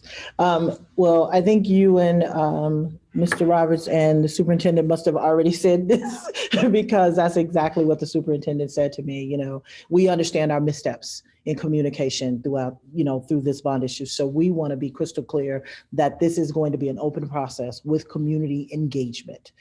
We want their intel, we want their information, we want them to be part of the solution, and we want them to know that we want to be part of the solution. We want to be part of this community. Off record a little bit, we're doing a Viking athletic league, which includes many of the 24-1 mayor organizations involved in this athletic league, just to show that we're together working to build this relationship in the community. So those are the type of things, a dashboard, a timeline, and we've got to develop a communication plan, because I think that's where we've also kind of missed some steps, is that we've not been really, as you said, communicating on a very methodic way of doing it. Well, I think we've been communicating outward, but what feedback are we getting along the way? Gotcha. And how are we incorporating that feedback? So I think that if I look at some of the things that we could have improved over the past few months, it's going to be real engagement, not just, we sat down, we went over our plan, and we didn't get any feedback. Are we asking for that feedback and really giving time for people to consider that? So there's a part of me that wonders if November is aggressive. I don't know what the timeline is for when we would have to get something on a ballot. And so speaking of timelines, if we say, here's election day, here's the deadline to put it on the ballot day, and then now what time do we have until there, and what does this look like, is what we need to see if it's even realistic. Yeah,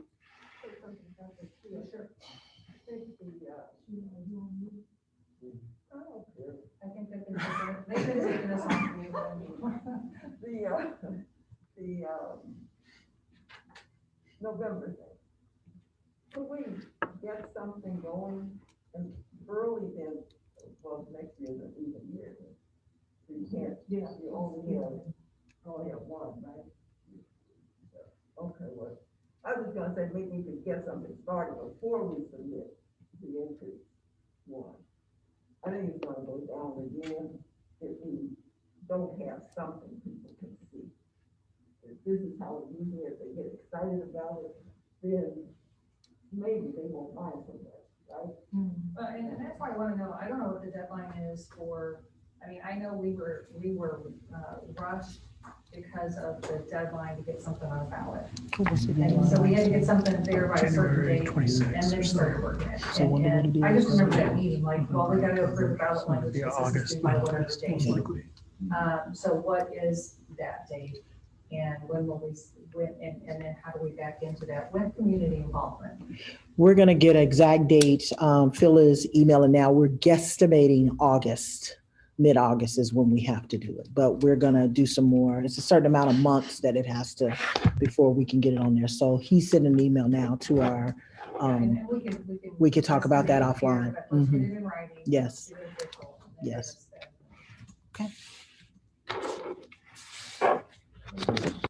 Yes. The first word I wrote was rush. And, want to fully acknowledge that I think the process was less than perfect because it was rushed. None of the things that we would have wanted to do to roll this out to the community, to put the developmental pieces in place, happened in the time frame that any of us were comfortable with. And I think the thing to hold before us is it was unconscionable to do nothing. I agree. And so I'm grateful to the community for saying that while we're not ready to do everything, we must do something. We had a conversation really about 3 months ago about potentially pulling Proposition T off the ballot. And by the time I think we'd arrived at a place where we were ready to make a recommendation, it was too late to pull it. Early voting had already started.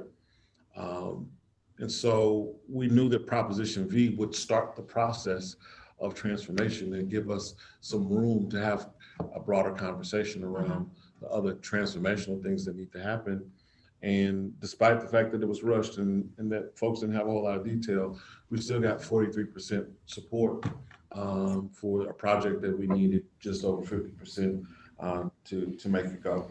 All that being said, I would agree that the first part of this thing, this Proposition V, needs to go well. And so I echo Sheila's sentiment around what are the most essential components of the project and how do we make sure that those things are delivered. And this whole question of momentum, that choosing a construction manager tonight, dealing with asbestos abatement tonight, gets us squarely into West Hall by the end of this month. That means that when our kids come back in August, nobody's having a conversation about cockroaches crawling down walls in the cafeteria because they have a whole new cafeteria in August. Not August of 22, not August of 23. This August, we have improved food service to the point where our kids have safe and sanitary conditions to be able to make that work. Further, they have new and updated career and technical classrooms and a way to go from Central Hall into that cafeteria space in West Hall without having to go out to Elements to make that work. That being said, it's incumbent upon us, I think, to pull the community together, because the problem for us essentially is if you look at the debrief, to your point, we have to get out the vote in areas that we didn't get out the vote. And so if you want to get this across the finish line, you have to build a broader base of people to come to the polls and be supported. And that doesn't just take a different level of engagement at the grass tops. It takes a different level of engagement at the grassroots. If Proposition T is ever going to pass, then kids need to be at the forefront of this discussion, and they need to be having it. They need to be organizing around why it's important to tell the story. And so I think we have an opportunity today and tomorrow to build a committee of people who really are in a position to figure out what does it mean to finish this work. A good friend of this community said, well, you could just postpone these projects until 3-4 years from now and come back to it on a no tax increase bond. But in 2 or 3 years, we have elementary problems that we need to confront because Jefferson and Washington are waiting for us to step up and to finish the job that was started when we did the ELC and we did front offices and libraries. All that being said, we do need to finish the high school and feel some urgency around it because we have other facilities needs that are coming down the road. The other thing that I want to put before us just for our consideration is no time before now have we had to contemplate what it means to stack our high school up against someone else. But with this resolution, this bill, I should say, making it out of the Education Committee and then out of the House to the Senate about this question of open enrollment, it does mean that somebody in the near future is going to compare Normandy High School to Richter High School that's done a major renovation. That can compare Normandy High School to McClure South Berkeley on our border that was a brand new build with a STEM focus. All that being said, when those things happen, we as a community have to be able to say to our families, we love you, we value you, we want you to stay here. And we have every amenity we believe is necessary for a modern high school to be able to deliver on that. So we've got a lot of work to do. This is not about just laying out the case. It is about building the relationships. And I believe that the next level of bond engagement, conversation, renovation is all around how we do relationship building between now and August. And if we haven't successfully built those relationships and a broad continuum of support, then shame on us for even thinking about putting something on the ballot. And so we've got a lot of work to do. We've got to roll up our sleeves. All right, thank you. All right, financial update. Dr. Pusateri. Okay, good evening again. In the finance update, I'm going to talk about three main things. Continuing conversation about bond issue, facilities improvements, a little more at the detailed level regarding logistics. I'll talk a little bit about incoming federal funds, so kind of get a big picture understanding of what we can be looking for, and then go somewhat more into the next year's budget preview. As we've just been discussing, we do expect regular updates on the Prop V work. We expect those regular updates to happen at the board meetings. So as Mike said, you'll look forward to hearing from Mike and on regular updates here in this space. This is an initial scope and budget, and it's before the CM has gotten, before Mike and his team have gotten their hands on it, but we're going to kind of give everybody a general overview of where we are now. The initial scope really focuses first, as Sheila mentioned, on the improvements for West, Central, and East Hall. And the numbers there are just over 18 million in rough numbers. Secure connector, about 8.4. And then there'd be a bus lot because the secure connector is where the buses are currently now. That totals this up to about 27.4. We do anticipate 1.3 million easily to be pulled from ESSER 2 federal funds because they will be working on indoor air quality and HVAC work, and it's clearly eligible to be applied there, which means we don't have to use as much Prop V money.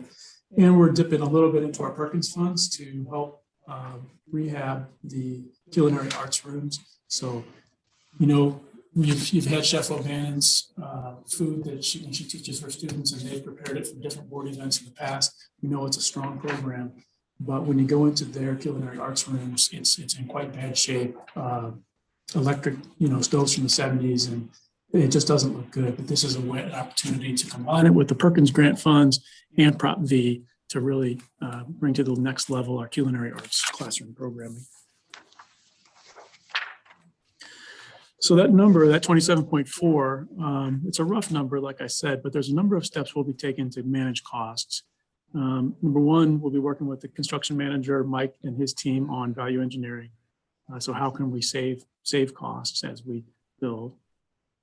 We'll continue to look, it's not just those HVAC expenses where we think we can use ESSER 2 money. We think it's possible, the more we learn about ESSER 2 and the American Rescue Plan, we might be able to identify some additional spaces, whether it's building a space where there can be social distance or not, but we need some time and to finish that research to see what's there. We're looking at bonds being sold at a premium, which would generate some additional money for contingency because we want to have a healthy contingency. And also the general contractor has suggested a number of alternate bids to either save money or to maybe go a deluxe level and spend a little bit more money as well. So we'll be looking at those to identify some cost savings. And as Sheila mentioned, Scope reduction is a possibility. We just need to acknowledge that that is a possibility. The timeline is a little harder to see on the screen. I know the board members, you have a handout on a legal size paper. It's a little bit bigger there. The legend at the bottom, this is kind of the sequence of events. While the secured entry connector is really going under architecture and engineering right now, the actual construction of it it occurs on some levels this summer while the students are out. What you can see there is that the secure connector is scheduled to be finished by August of 22. So 2 Augusts from now for the start of the 22-23 school year. You can see that the West Hall, though, is aggressively and confidently scheduled to be ready by the start of this coming school year. So the students are coming back into West Hall, as Marcus had said, will go into those classrooms and come to a new space and the cafeteria. East Hall is also scheduled for the start of 22 in 2 years. And the architect today recommended that we go ahead and spread out Central Hall to 2023. So this is a draft timeline. The superintendent hasn't yet had a chance to weigh in on this. And superintendent, we have really good dialogue with the architect and the team to try to get as much done as we can to serve the students. And I can see how the conversation can go where you may see another version of this where it's all finished by 2022.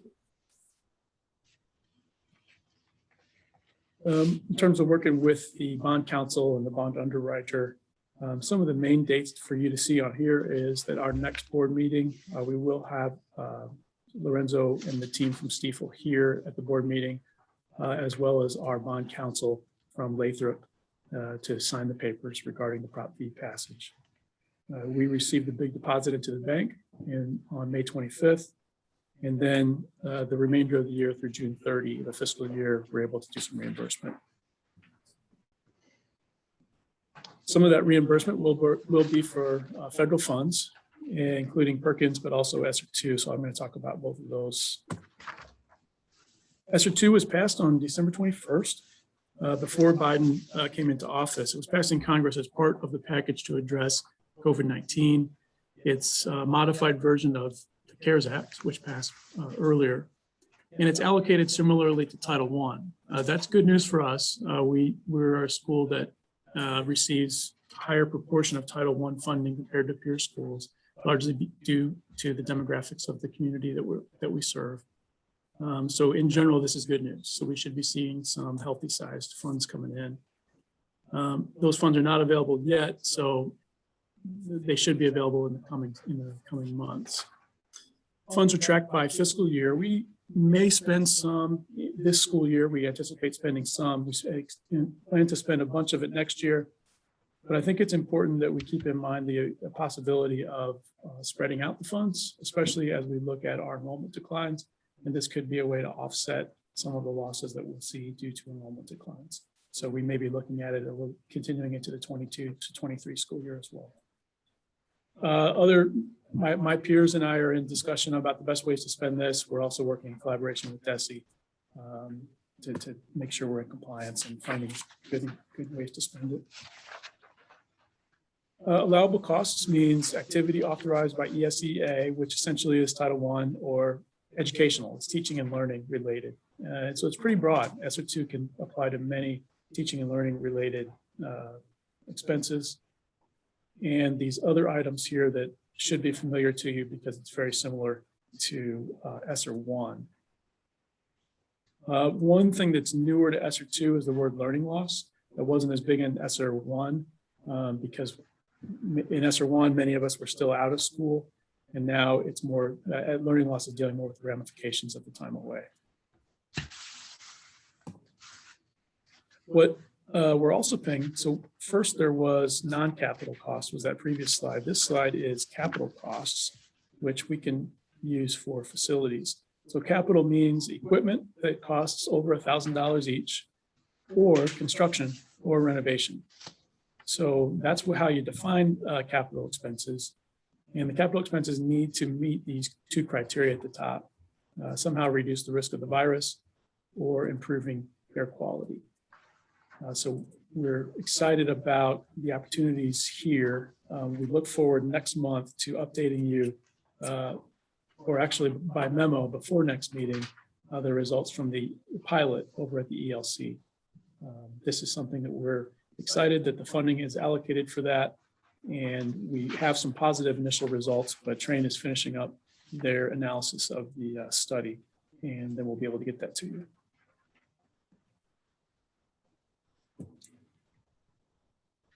Note that DESE pre-approves every capital cost, and so there is a pretty rigorous process. It's not like before it's not like we're going to spend it and assume that it's ESSER II money and then find out that it's not. Everything, we need to have that conversation and engagement with DESE first. They approve it before it's done, and then we can go ahead and spend it. So it's a similar process to Perkins. It's not unusual, and it's easy for us to do.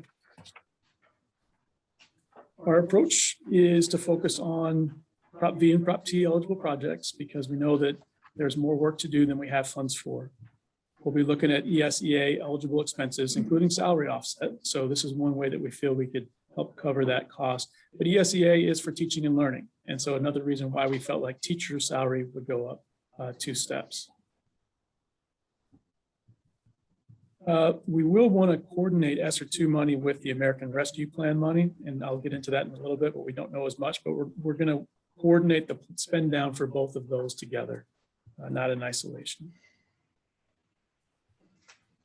We have about $100,000, just under $100,000 left in ESSER I that we still need to spend down before we can access ESSER II.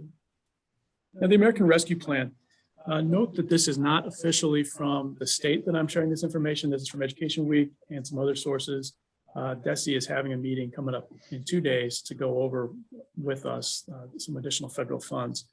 The process for the American Rescue Plan is the money goes to the states first, and then the states vary on how they distribute it to the schools. So we really need to follow DESE's lead on this. We do understand, though, 1 out of every $5 has to go somehow to learning recovery. So how do we help get students caught back up again? And I know Marcus and the teaching and learning team have a number of ideas on how we can make that happen. But we still don't have all the details on how that's going to be defined. A little bit different than ESSER II, this doesn't need to include non-public schools. So we need to shepherd in our handful of non-public schools in our district, and we have a process where we manage their money as well. Special education, there may be some going out toward SSD, McKinney-Vento, and other spaces. Our approach is similar. We're going to continue to look at Prop V and Prop T eligible projects. Pretty much the same approach as ESSER II. Once we get our numbers in place, we'll have a better understanding of how to coordinate those plans together. Now, all of this informs next year's budget. As you know, the teacher salary increase for 2 years, we're tying it into the federal funds coming in. We do anticipate this year ending at just under 16% end of year fund balance. So again, we have pretty good news there. And a lot of that comes from ESSER I. I was looking at our expenses, and if we didn't have the rescue money come in from ESSER I, and we had all the same expenditures that we have right now, we would be at about 10.5%, or about a 10.5% for this school year, which is significantly lower than the number of last few years where we've been at about 15%. So the federal money definitely helps. It's important to note, though, the enrollment reduction, 10% down this year from last year, 4.5% down last year from the year before. There's just a lot of uncertainty about what's going to happen next year. And I don't think anybody has a good bet on exactly how many students are going to come back. So we'll want to keep a close eye on that as next September and September comes along, and that'll help us project longer term how we're doing. Some initial budget assumptions. One thing that's new here, like we said, we have the 2-step increase for teachers and the 1-step for non-teachers. It is important to note that we are continually benchmarking our salary levels with peer districts to make sure that we're competitive. So we'll look at a class of roles and then compare them to peer districts. And then typically we'll meet and talk about ways to make sure that we're getting on the right page there. With the decision not to close Belmore, as Marcus said, we don't have as much savings as we would have if we did close, but we do see some opportunities to right size.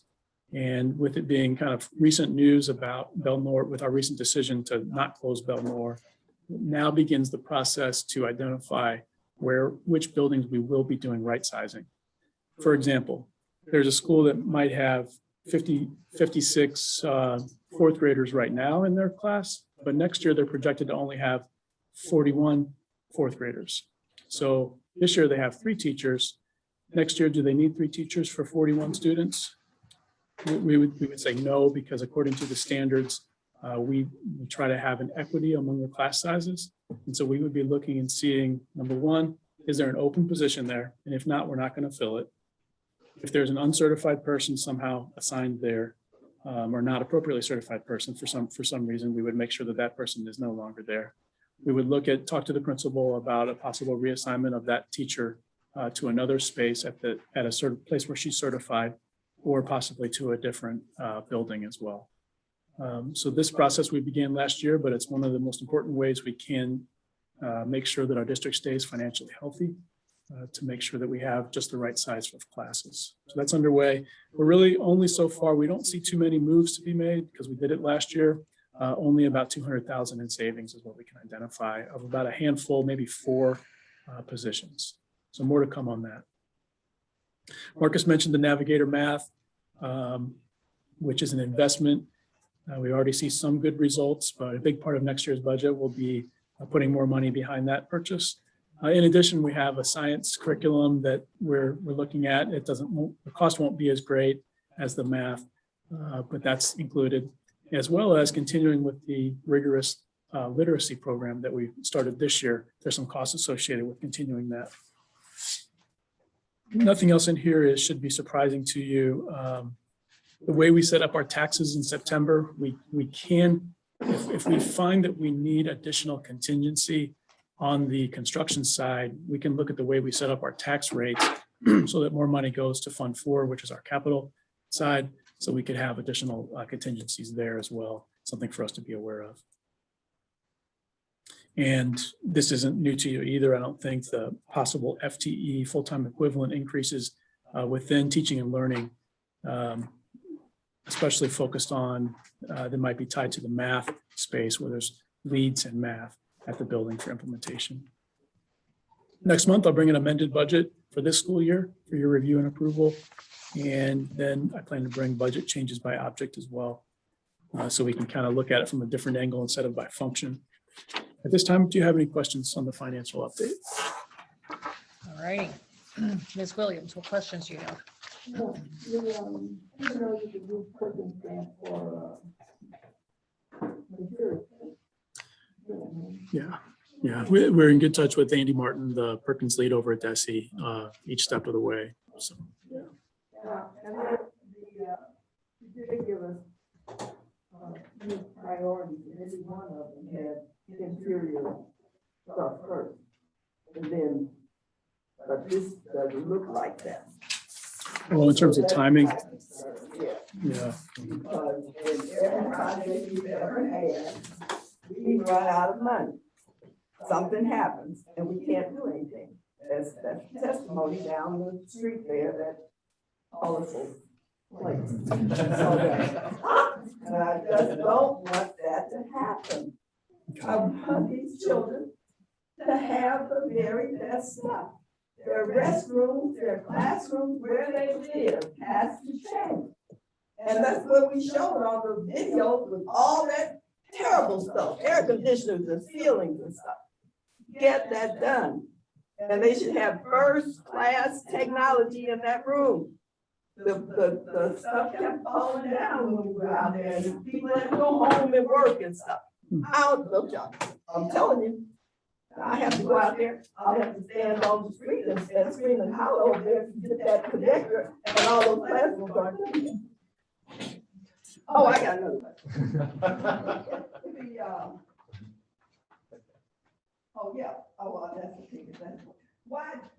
What goals were met when we set the timeline? That's the question. And then, one. Oh, the learning recovery stuff. You know, I was always upset when I went into a classroom and the teacher was trying to teach the children all of the multiplication tables, you know, and we know there's only 1 9 that you have to learn, right? 9.9. But they went through all that other kind of stuff. So perhaps there's a way for us to reduce the content to its essence, okay? And that would help us with our learning recovery stuff, okay? That's possible. Okay. Thank you. Karen, can you top that? No, good job. Okay. Tony, what questions do you have? Well, you're always very thorough, so, I don't really have any questions. It's laid out really well. And Ron? I think just to echo a couple of sentiments Ms. Williams hit, we have to, just really understand what our plan and our process, and in our plan, we've established some objectives and how we measure them accordingly. I think we got there's a lot of work. You guys work very, very hard. I've witnessed that. I see it. But I think an opportunity for us is just to really understand, communicate our plan and our measures up against that. And our priorities are changing, they're shifting. But at the end of the day, we gotta all be equally uncomfortable or equally satisfied because we have ownership of what went into agreeing to the objectives. So I just ask that, as you continue to work hard, we can work as smart as you all already are in terms of our planning, budgeting, and communications process. And Phil, the only thing I would add is that, once a month updating us is not going to do it. You'd mentioned probably some memos in between. This is going to move fast. And if you're going to do everything that has been asked for around the table, plus probably what we're going to find out from the community as we engage the community in this process too, we are going to have multiple updates to stay current on all of the events. And as Ron mentioned, the plan and the process, how do we measure ourselves? How do we report on that consistently? We come back to the same scorecard over and over again and not change the scorecard.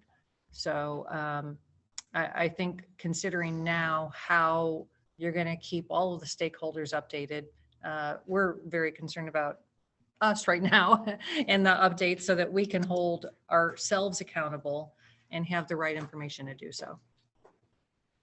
But very, very good report. As was already mentioned, you bring a lot of detail and keep it all straight. So now we all want to join you in that, keeping straight with all the detail. Thanks. Yeah, first thought in response would be to look at some of the technology that KAI brings to the table in terms of their project management software and what might be in budgeting software and what might be transferable here. So more to come on that, and we'll have our smaller committee make some decisions there and then bring it to you. Okay, thank you. All right. Yes. I just want to echo Ms. Williams' sentiment around the delivery of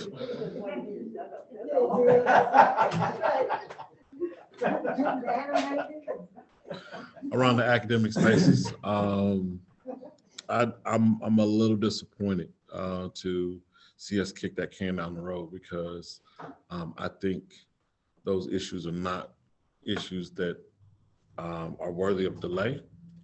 And I think the reason we're having this conversation in the first place is we made a compelling argument to this community that these issues were too pressing for us to push out 24 months.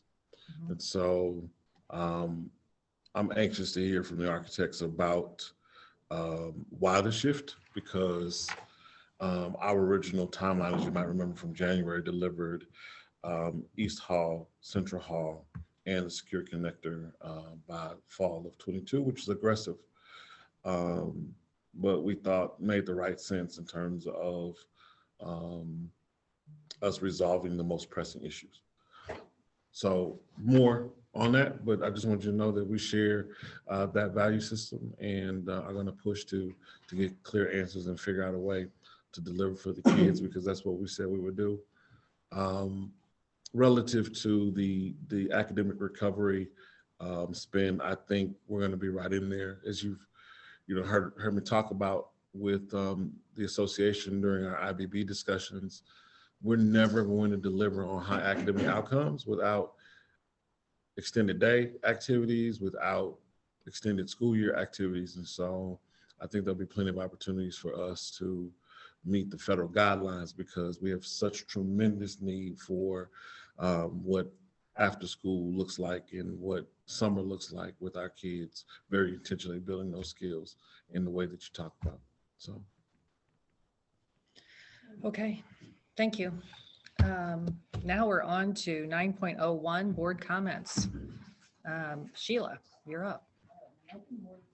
You have nothing, you don't want to round it all out with a summary statement? Don't. All righty. Karen, what comments do you have?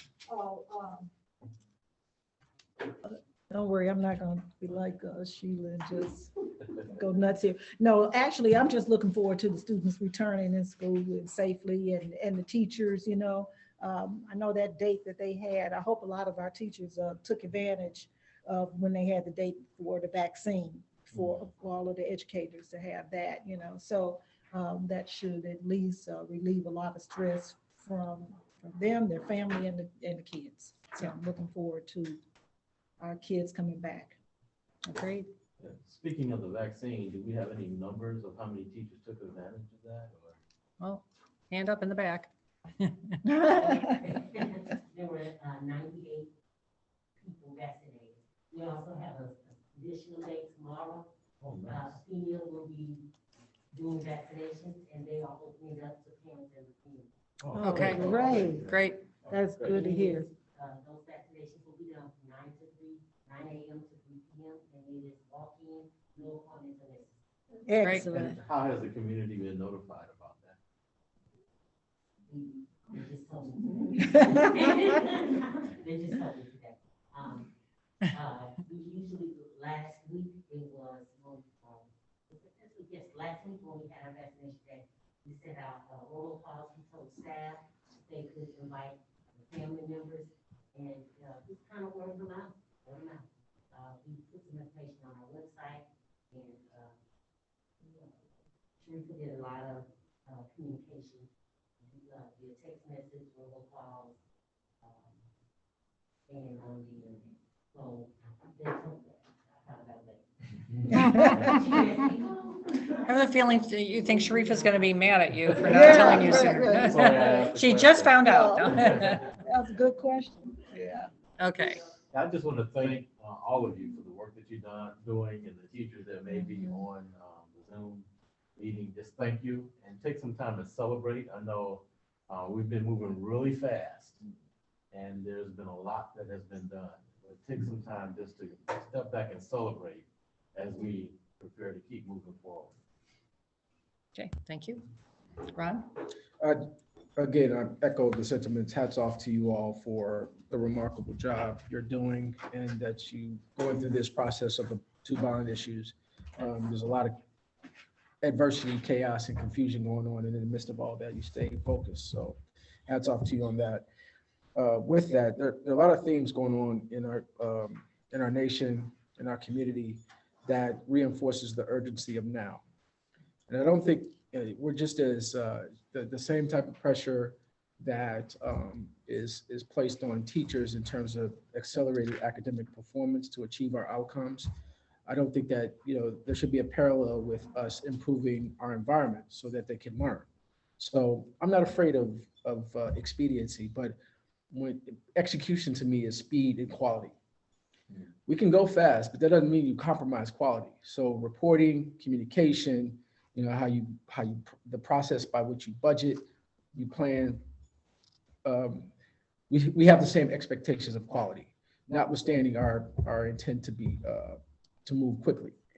And lastly, I think that how we've been moving through this bond issue process and some other things has highlighted, a few themes. That's communication, that's engagement, that's process, and that's reporting. We can move as quickly as you like us to move, but we're not going to do that without proper information to make an informed decision. So please do not put us in a situation where you're asking us to make a decision just in time, and it leads to the embarrassment of no. And lastly, let us use this.